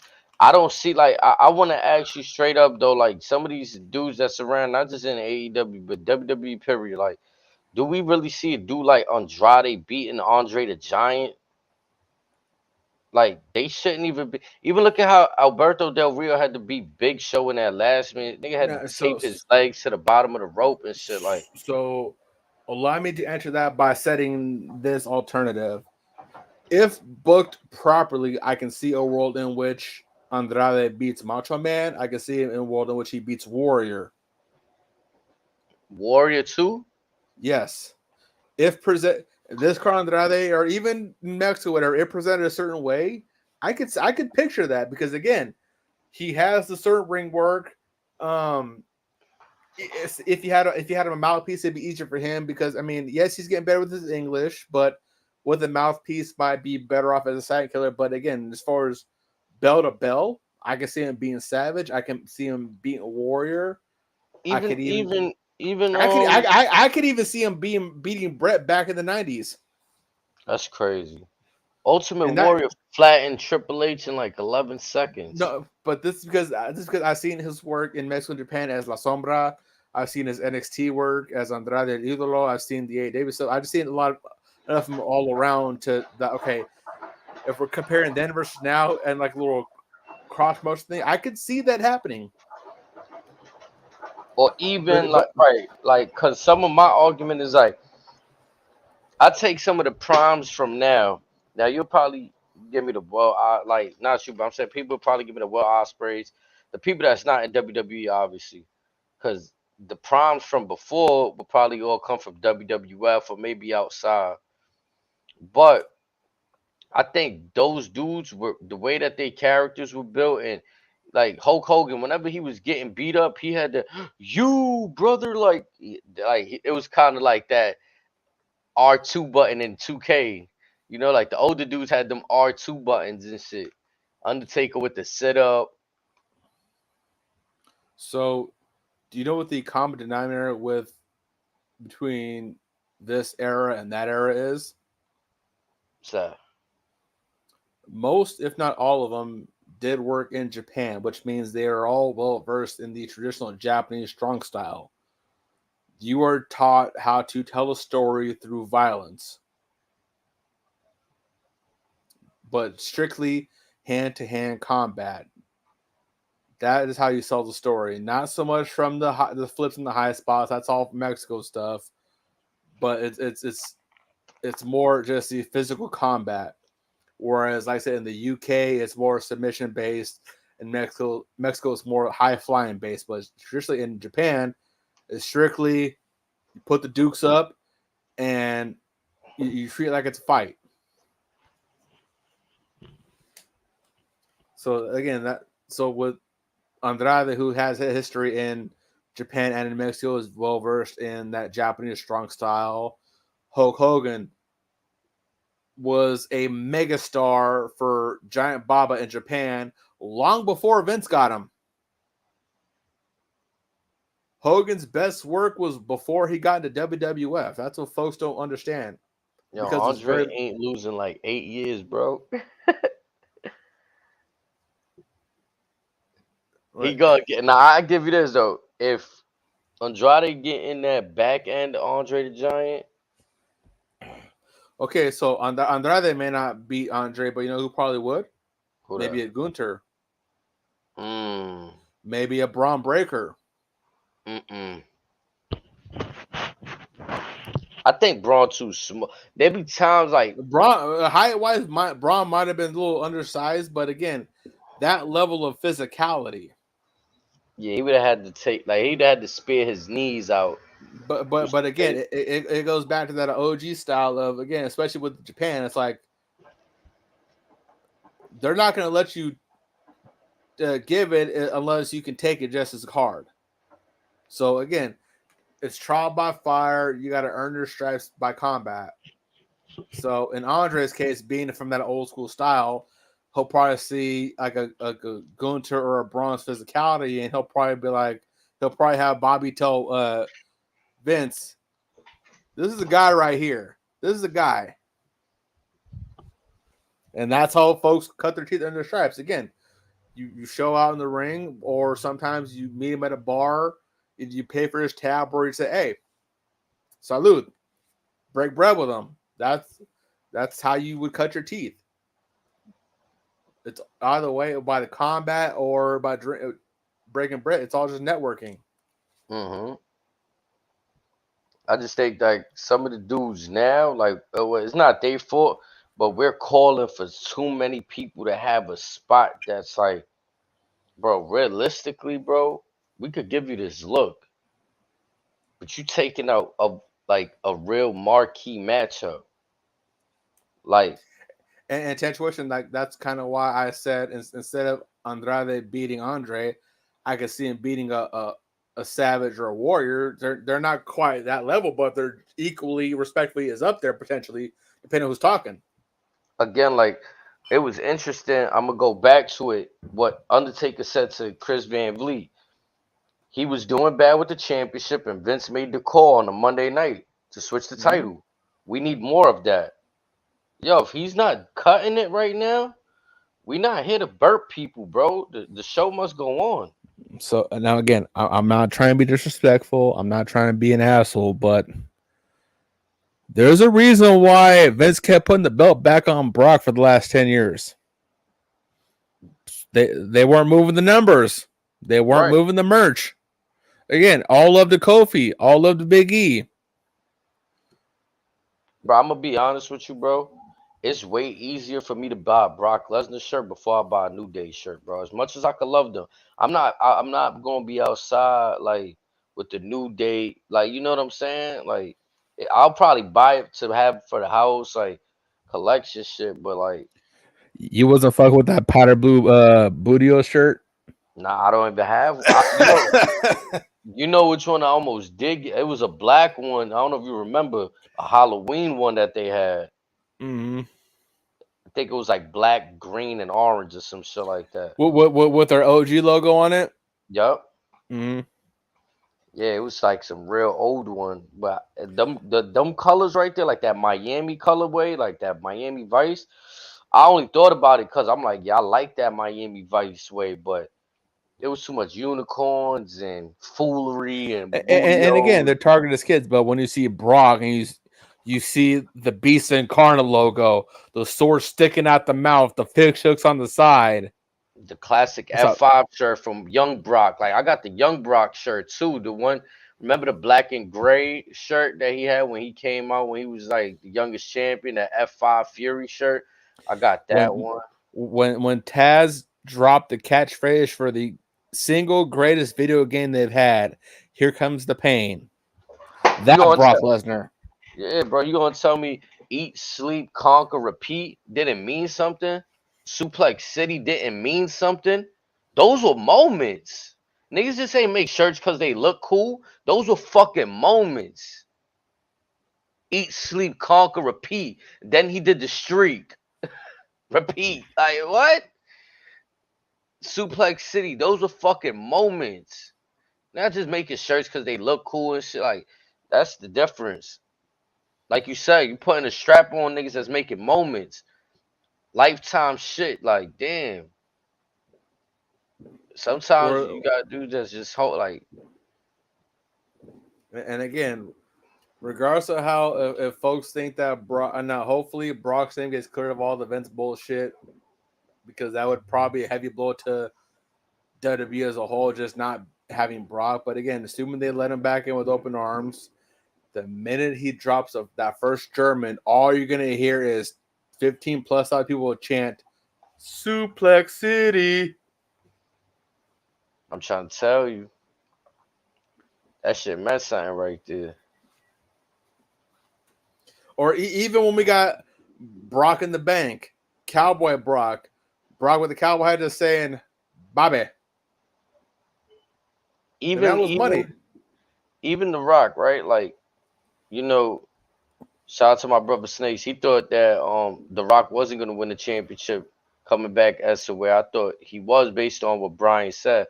And then you look at it, it gives Roman the break and The Rock raising the numbers even more. Like Roman made this shit cool, Rock made it cooler.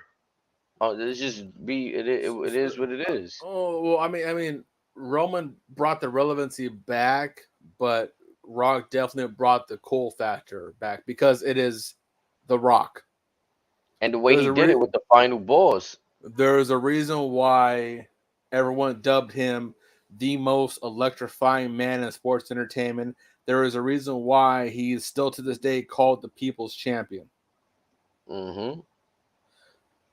Like again, like and he much like Roman had to scratch his claw his way up to the top. Because I could safely say that I know people that they were tuned in because of what The Rock was doing, and not so much because of what the Bloodline was doing the last few years. They heard that The Rock came back and they lost their shit. I had folks that would hit me at the blue asking when was WWE gonna be on because they saw Rock on McAfee's show. That's the right. Like people that ain't been watching in years, and it's probably not even nothing towards the Bloodline. Like they probably ain't even have a chance to catch up because they didn't care to watch. But Rock's pulling up. Hey, yo, what channel is it on? So again, like Rock pulling up. Right, like why not put the belt on somebody like that for a few months, and then no? So it's like I don't know. Again, they thinking different. Everybody thinking different. Like WWE might not have to. Like the money might be already made for them. That situation don't got to be handled like that no more. Now, correct me if I'm wrong, but between 2012 and 2016, wasn't Rock champion a couple of times when they first started changing the belt designs? Yeah. And again, WWE was in a dark time then. Rock came in, moved the numbers a little bit, but again, they wanted Punk, they wanted Daniel Bryan, they wanted everybody else. Right. The Rock took the belt from Punk at the height of his fucking streak. Mm-hmm. The height of his 300 and something days. Or And whatever. then we got twice in a lifetime. That part. Let it out. Let it out. Saying like we done seen. I mean, again, we're in a new regime, but to me, the oldest one was like Hulk Hogan when we was in that 2002 era when he still had the Hollywood Hogan pants on, but he was red and yellow. Coming out to Jimi Hendrix. Yeah, I think. And matter of fact, Brock beat him for that title, right? No. Brock. So no. Brock Oh beat no, Hogan Rock. in King of the Ring. He beat Rock at SummerSlam that year. Yeah. That was like one of the last times we've seen Hogan like bloodied up and shit because Brock beat the fuck out of him. Mm-hmm. But again, I mean, that's also. I mean, Hogan kind of gets a lot of slack during that time because if you think about it, he made Brock Lesnar and Randy Orton that year. And he had that match with Rock. What was it? A year later or the, Oh no the no no year no no before? no. Around this time, he put Brock over, he put Randy over, and then he put Edge and Michaels over. And if you even want to sprinkle Zach Gowen in there when he became the Mr. America or whatever he was doing. Remember with the red, white, and blue mask? Yes. That was around a time where he was solidifying Brock as a killer. But again, like folks say that Hogan cared about himself. He made arguably 4 guys that run, all of them future first ballot Hall of Famers. Well, Michaels is a Hall of Famer now, but again, you still had Orton, you still had Edge, you still had Brock. Folks forget Hogan won a tag team gold with Edge.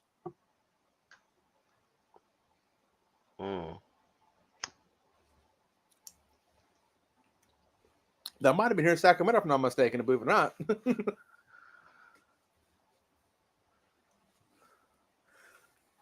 A lot of rich history. Yes, you gotta sir. go back and you gotta go back. But I think just to like spend a block on everything. Me personally, it's hard for me to care about AEW when like my main thing and my mission statement, since they got a mission statement, is they support the same people that push narratives and is spewing propaganda. So I can't really fuck with that. To me, WWE always just did their fucking thing, bro. They ain't never really cared what y'all was talking about as us as fans. They just fucking put the product out there, bro. I mean, WWE has been spewing propaganda now. The difference between them and AEW is when AEW is spewing propaganda, they'll call WWE by name. WWE won't do that. No, you see, but the thing is, right? That part I get, but I feel like WWE never directly did shit for the fans from the standpoint of propaganda, as to where AEW is like, oh yeah, y'all don't like WWE, yeah, come here because we're gonna give you everything that's not like, bro. Why I gotta be all that? Like, why you and gotta now like? and now it's come to their whole argument. Their selling point is why should you watch us? Because we're not WWE. And then folks will go, well, WWE is selling out all over the world. Well, yeah, but they're the Harvey Weinstein of professional wrestling. We're real wrestling over here. Right. It's like that's not much. That's not an argument. And then you know what I'm saying? That part is said, and now the tribalism begins where like the people that they fighting for their company with like the fans are fighting for their company. So now everybody got this heavy opinion on shit that, bro, you just speaking with empty statements. Like there's no concrete facts. It's just bloated opinions. Yeah, and Name then like, calling. and as far as the Weinstein stuff, yeah, that stuff it is what it is, and it sucks. But if we're comparing Weinstein to as far as being part of some major movies, okay, WWE's Pulp Fiction. What are you, Bambi? It's crazy. I said, like, those arguments can you can spin those in many narratives. And again, another issue that they have is WWE. They're not as they don't screw you from judgment much like AEW has in the past. Like when they fuck up, they'll be like, "Hey, we dropped the ball on that one. We'll get you on the Right. next There's some one." ownership there. Whereas AEW, you bring up anything bad that they've done or anything that didn't really quite hit, all Tony Khan will say is, "We've had a great run of shows, a great run of pay-per-views. Everything is great. Everything is rainbows and sunshines." That's what I'm saying. Like, that's another thing. WWE never really fed us the analytics. They didn't keep. You know what I'm saying? They kept certain things private with us. Mm-hmm. Yeah, with them is like, you want to know what's going on? All right, tune in. Yeah, bro. It wasn't so like I don't know, bro. Kind of like Tony Khan kind of kills the mystique of certain shit. To be honest, and the way you present it now, it's kind of feel like a little tongue in cheek, like you're a little either showing off or you real defensive. Like I don't really read this shit and feel celebratory about it. And if you think about it, you have nothing to be defensive about. I mean, most times you had a great show that some shit kind of died out here and there, which with a lot of pay-per-views, folks are like, does it need to be 4 hours long every time? Especially on a Sunday when motherfuckers got work in the morning. Again, like you said, they trying their hardest to not be WWE. Who does 4 hour pay-per-views? WWE. Only on WrestleMania, maybe the Rumble. Other than that, they've all been 3 hours. Correct. It's like why are you trying to max out on, you know what I'm saying? Like do something different. You see they in the 3 hour ballpark. Why not try two? You know what I'm saying? Do three or and, two and, and and, like try and, something. and does every single card need 10 to 12 matches within those No. set 4 hours? And all no.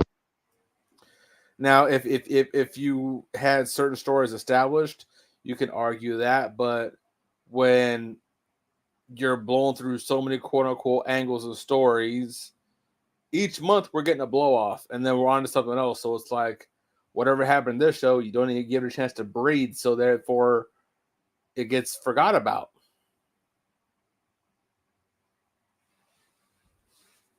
And again, to me, there's no prestige on the titles.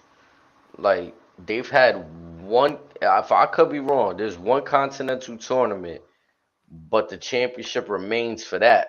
Like, like that title rubs me the wrong way. The continental one, to be honest. And what happens when they don't get picked up by Warner Brothers? You got to get rid of the TNT belt, you got to get rid of the TBS belt, and a couple other ones, at least.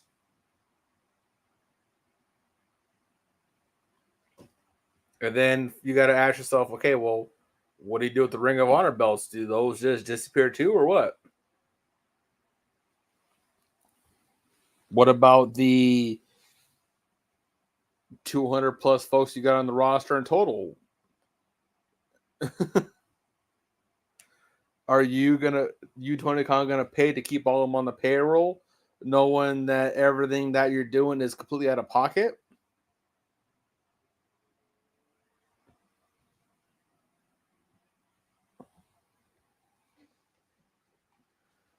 Because their media negotiations window is coming to a close in a matter of days. So either they're going to stay on TNT, or effective October, they will no longer have a TV provider and they'll be on their own.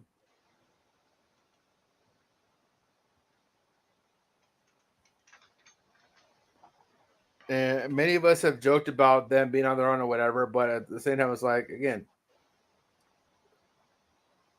Tony has to realize that he put himself in this situation. Things could have been drastically easier for him. Unfortunately, he put his faith in the wrong people. And now here we are 5 years later, and they're still making the same mistakes they were doing year one. There is no reason why. Look, even Dynamite's number last week, because I thought last week was one of their better Dynamites from what I saw. And it drew one of the lowest numbers, if not the lowest number in the history of their existence. With the amount of talent, I said this before, the level of talent on that roster, that is healthy. The level of wisdom you have on the payroll, there is no fucking reason why you were in the jam that you were in. There's no reason. There should be no reason why you can't sell out 10,000 plus seat arenas every week. You're struggling to put 2,000 or 3,000 butts in a seat.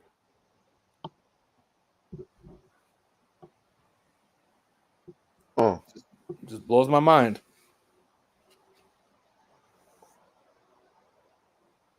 Yeah, I've never seen like I haven't seen nothing like that except maybe Global Force. Yeah.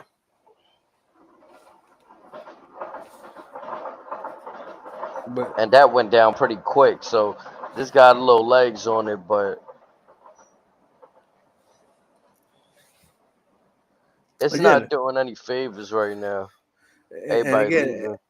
As negative as it sounds, it's studying like what's actually happened there. It's actually very fascinating because it's like you can look at any type of logistics and you can just go, ain't no fucking way this is going to get less than this. Guess what? It's less than what you even thought it was going to be.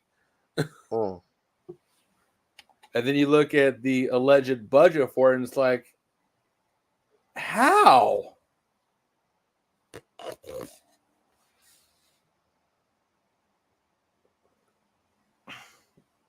I think part of that is like trying to really not monopolize the situation, but bite off more than you could chew. Probably what I'm trying to say. Trying to acquire so much talent when that's probably not even the best decision. Just focus on the talent. Yes, acquire some, but have a main focus on this is the main thing we working on rather than every new person that comes in, every form of talent from WWE, you're going to give them the look because you know, or you think that's what's going to draw for you. SmackDown wasn't a thing until almost, 10 years after Raw was on the air or something like that. A few years well after Raw was on the air before SmackDown became a thing. Yep. AEW got 3 shows, or 4 shows, honestly, if you count the YouTube shows, in less than a year. Yeah, they lost their mind. And in those same shows, no, Collision came a little later. We still had Rampage, but in those same shows, you with the exception of Dark, you featured the same guys on every show. So, what was the point of having different shows if you're going to have the same folks on all the shows? But why have so much talent if you're going to have the same people on all the shows? That shit don't make sense. Where, like I said, you have folks that you're paying all this money for. Some of them work once a week. Some of them work maybe once a month. Maybe twice a month. And you're paying them all this money.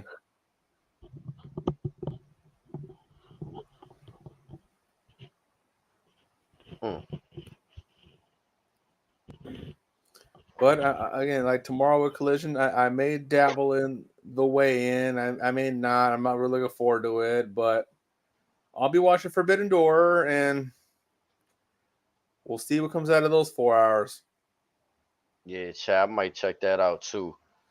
We already got that lined up. Now I'm saying it's going to be an exciting summer, to say the least. In a few days, we done with June, but I think we done with June right now. Like this weekend, we're done with June. Yeah. And then 4th of July next week. Like I said, you got Forbidden Door this week for AEW. You have Money in the Bank next week, and then a couple weeks after that, New Japan starts their G1 tournament. That's gonna be a fun tournament for the summer. We got SummerSlam in August. When's Bash in the Berlin? Is that I June know as well or August. August? Okay. And then we'll have Wembley in between then as well, and then All Out, if assuming that's still in Chicago, around Labor Day. Well, there it is. Well, I think it's. I don't know if it's next week during the Go Home show or maybe they just were there, but I think AEW's got a Chicago show coming up. It might be this coming week, but this will be the first time they've been in Chicago since they've shown that video.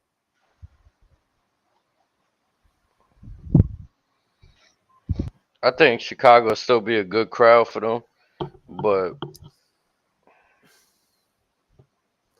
I mean, Chicago's gonna be something. They'll probably still. I would hope they will still show out for them. But I mean, there's so many folks that have gotten an exuberant amount of TV time there that are losing. They've lost so much steam there. Just like there's no point even bringing them out. yeah. Look at this week one of the Women's Own Heart tournament. This might have been Nyla Rose's first TV match this year. And it was essentially close to her hometown, but it was in a losing effort.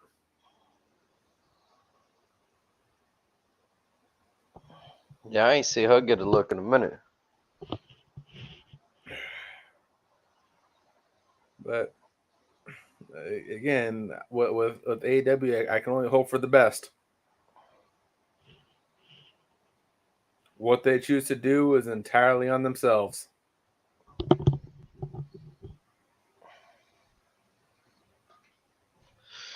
Chat, let us know what you think AEW should do, man, cause they down bad. They need some pointers. I mean, they won't listen to the 200 plus years of wisdom already on the payroll, so they like to listen to the internet. So yeah, what do you guys have?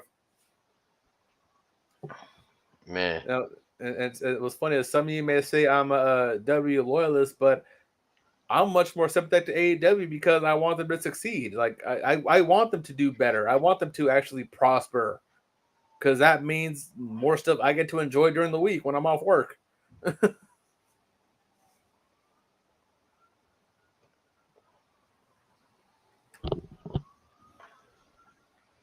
That was the wrap up for today, y'all. Off the Hip, Bloodline in the Garden. Razor, you want to add something else today before we get out of there? Wikipedia has updated Paul Heyman's obituary. I'm screaming. Yeah, Paul Heyman got did dirty. It's over for the Wise Man right now. He had the 5 o'clock shadow. He was crying. Like you said, next time we might see him, he might come back with nah, I mean, a little beard or something. Maybe the old Heyman look we know, but tonight he looking stressed out. They put him down. Also, as announced this morning, effective today or June 28th, the merger between Stardom and New Japan has been completed.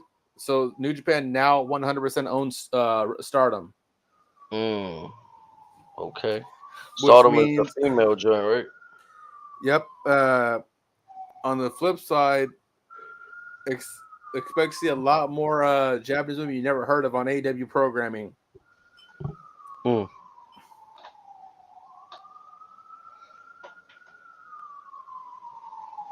also, my San Francisco Giants won in a walk-off fashion. We won for the Baby Bowl, Orlando Cepeda.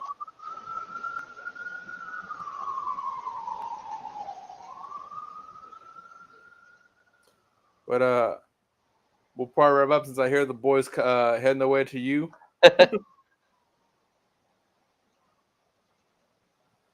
Let's see if we could get this up before we get out of here. Hold on. Got something for them. Razor said he want them to succeed. I'm not playing so nice. I'm just kidding, no. Arena empty wrestling, all Lexus wing. E-dub, yeah, that shit is a dub. Give us some love. No. 20 belts. Not enough to keep your class up. We only came to see Tony Storm back that ass up. Then swerve when we ride in the black truck. Fuck a ego.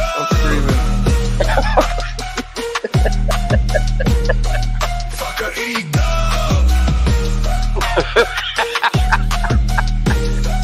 Fuck a ego. Crack. I'm pro professional wrestling. I can't take this man seriously right now. Yo, AEW, I'm just fucking with y'all, man.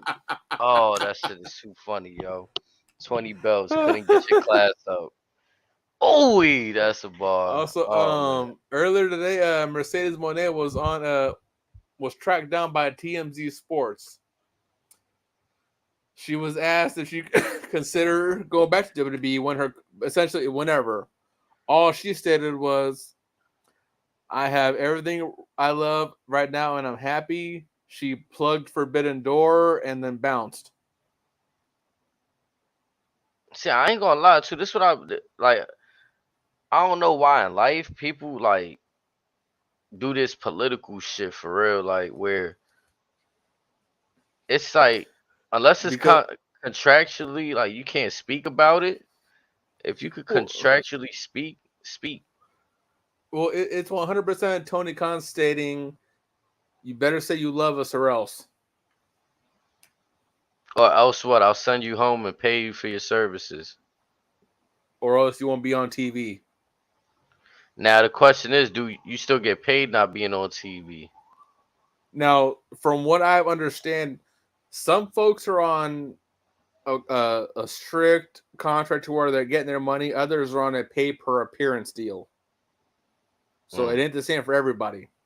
Also, as announced by the man himself this morning, Jim Ross will be at Forbidden Door. Glad to see he's doing well. He had a little medical scare recently. Shout out to good old JR. Now, the question is, what match are they going to stick him on? Which match would be justifiably worthy of him saying that someone's tougher than a $2 steak or getting beat by a government mule? We're bringing out the classic one-liners. Also, there's a rumor that now I haven't seen this confirmed by anybody yet or even solidified by anybody, but there's a chance sometime soon we could be seeing Jim Ross and Jerry the King Lawler together on commentary with AEW.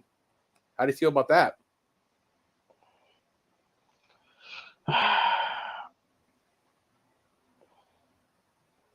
Again, this is one of those situations for me where it's like,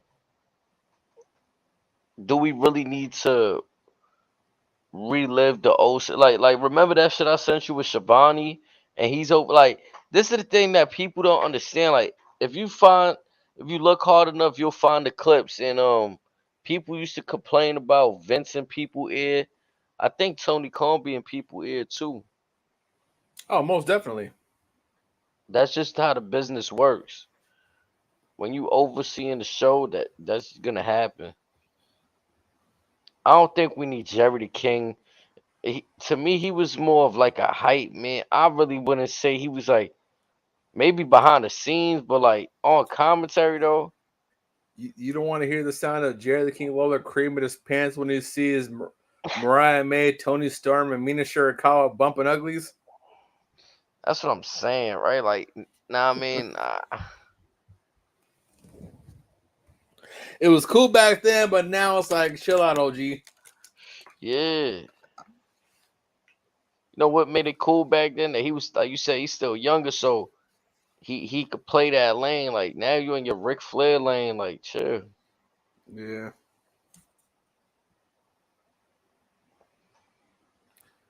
Also in AEW's media call last night, I think Tony Khan eked out that Forbidden Door this weekend is almost at 10,000 tickets sold. 800. But again, it's like, one, you move from Arthur Ashe because New Japan said we ain't paying your bill. You move somewhere else. Essentially, last minute, it's like, the fuck do you expect? And again, like, New Japan should have to pay for your bills in general. That's my opinion. That shit is unheard of.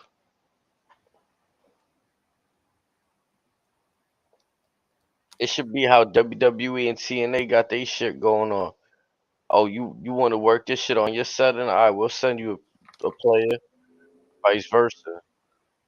But this is supposed to be a cross-branded show, but throughout history, it's always been very pro AEW.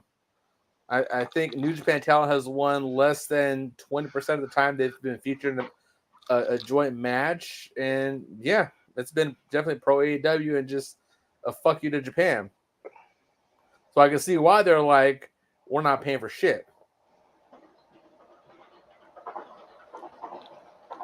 If that was the actual story, or if Tony Khan just got cheap because he knows that Warner Brothers don't want to fuck with them anymore, so they got to save money so that way they can still pay their talent whenever Warner Brothers says, here's the door. Don't let it hit you in the ass on the way out. Yeah.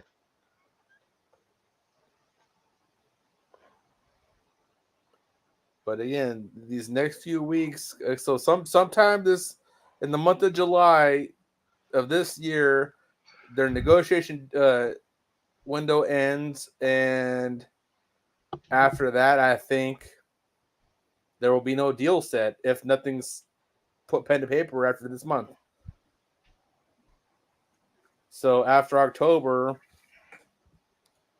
they could be on a Fight TV trailer. They could be on Bleacher Report. Maybe they'll be just strictly on Honor Club. Maybe I'll they'll be be dead if strictly they on go to YouTube. Peacock. Ain't no way how they're going to Peacock because Peacock has WWE for a couple more years, I think. Mm. And then the rumor is once that the Peacock deal ends, I guess Netflix has already called dibs on everything else that WWE has. And Netflix is already ready to pay whatever WWE wants for everything else. That's how you run a business, kids. Yep. Lock it down. You build up your product to where folks are fighting for your shit, and then you sell to the highest bidder. Hell yeah. You can't just... You can only go so far in stating that we're not WWE, we're not Vince McMahon. Guess what? Vince ain't there no more. Yeah, that's not I've been saying that too. That's another reason why that whole little argument is done for me. And as of right now, all jokes aside, Tony Khan better hope to God this Wyatt Six stuff crashes and burns, because that's his only shot left. Yeah, He better pray. It's over. He better pray to God above that crashes and burns, because if that takes off too, I'm sorry, like you will forever be fighting a losing battle. NXT already smoked you 2 weeks in a row. I didn't see what NXT numbers were this past week. I just saw that WWE had a little bit more, or AEW had a little bit more, but still, it's like the C show is beating the A show, and you can accredit that to the quote unquote main roster influence. Well, guess what? Much like when NXT beat Dynamite head up. Was it last year, whatever, when they had Taker, Cena pop up, or whatever, and Cody? You take those segments out alone, NXT still smokes your ass like nothing.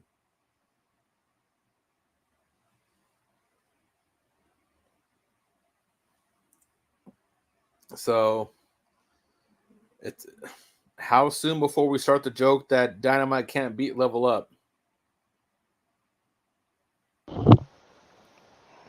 I don't know what those numbers are, but Dante Chen versus Sheldon from Big Bang Theory.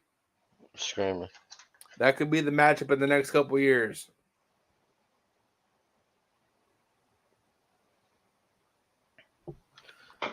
But yeah, man, that's it. Yeah, cause we could be here forever talk about AEW, man. He said on that, I'm getting the fuck off this ship. Hell yeah, we gotta go now. He said, I refuse. Yeah, cause we could definitely pick it back when we see what they about to do, and then we got more shit to go off of. But right now, we could continue to just keep touching on their misfires and what they should be doing. Cause it's a lot. But to be honest, but just a little quick glimpse of Raw. Have you seen the card for Raw yet? Nah. Oh, I saw it a few days ago. It's actually not a bad Raw, to be honest. Where is it at? Where is it at?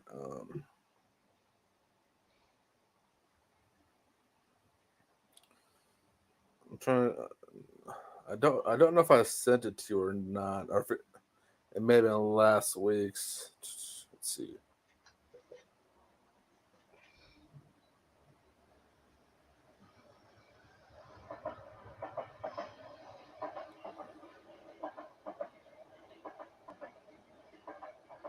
Oh no, that was last week that I was looking at. Never mind. I stand corrected.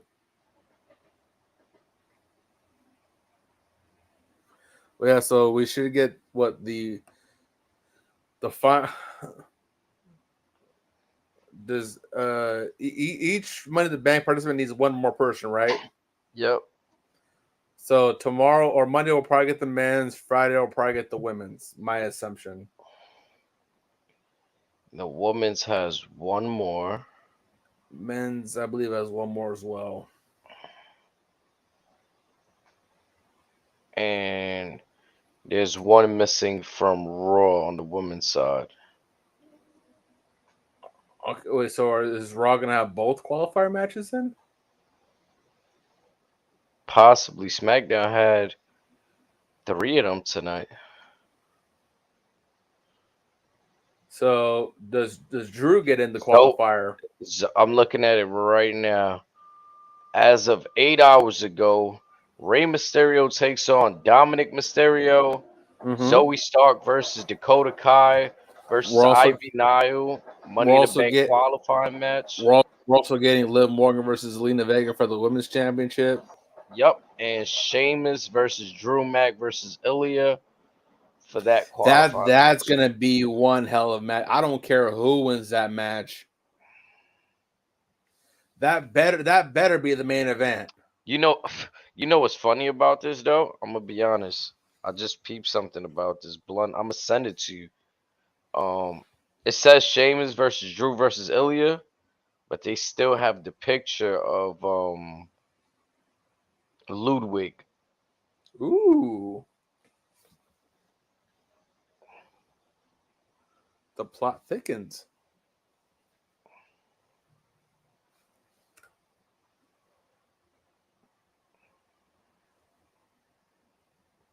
Interesting.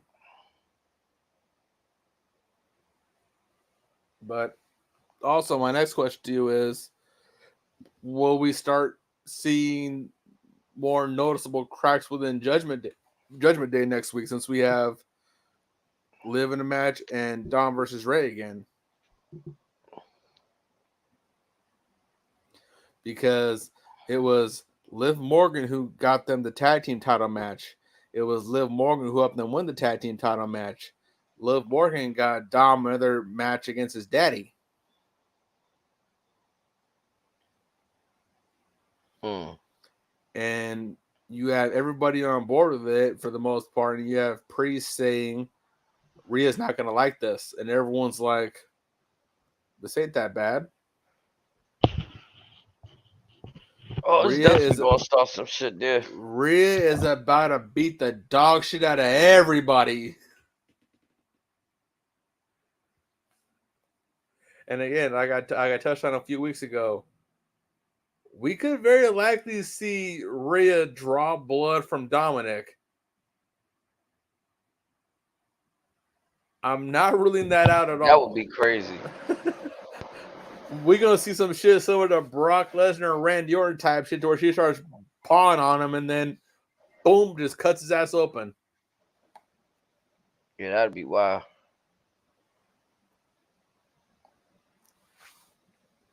I'm here for the chaos. Hell yeah.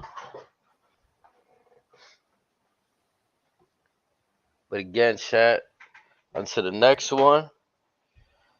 HD, Razor, Snake Eyes. We see y'all, man. Salud.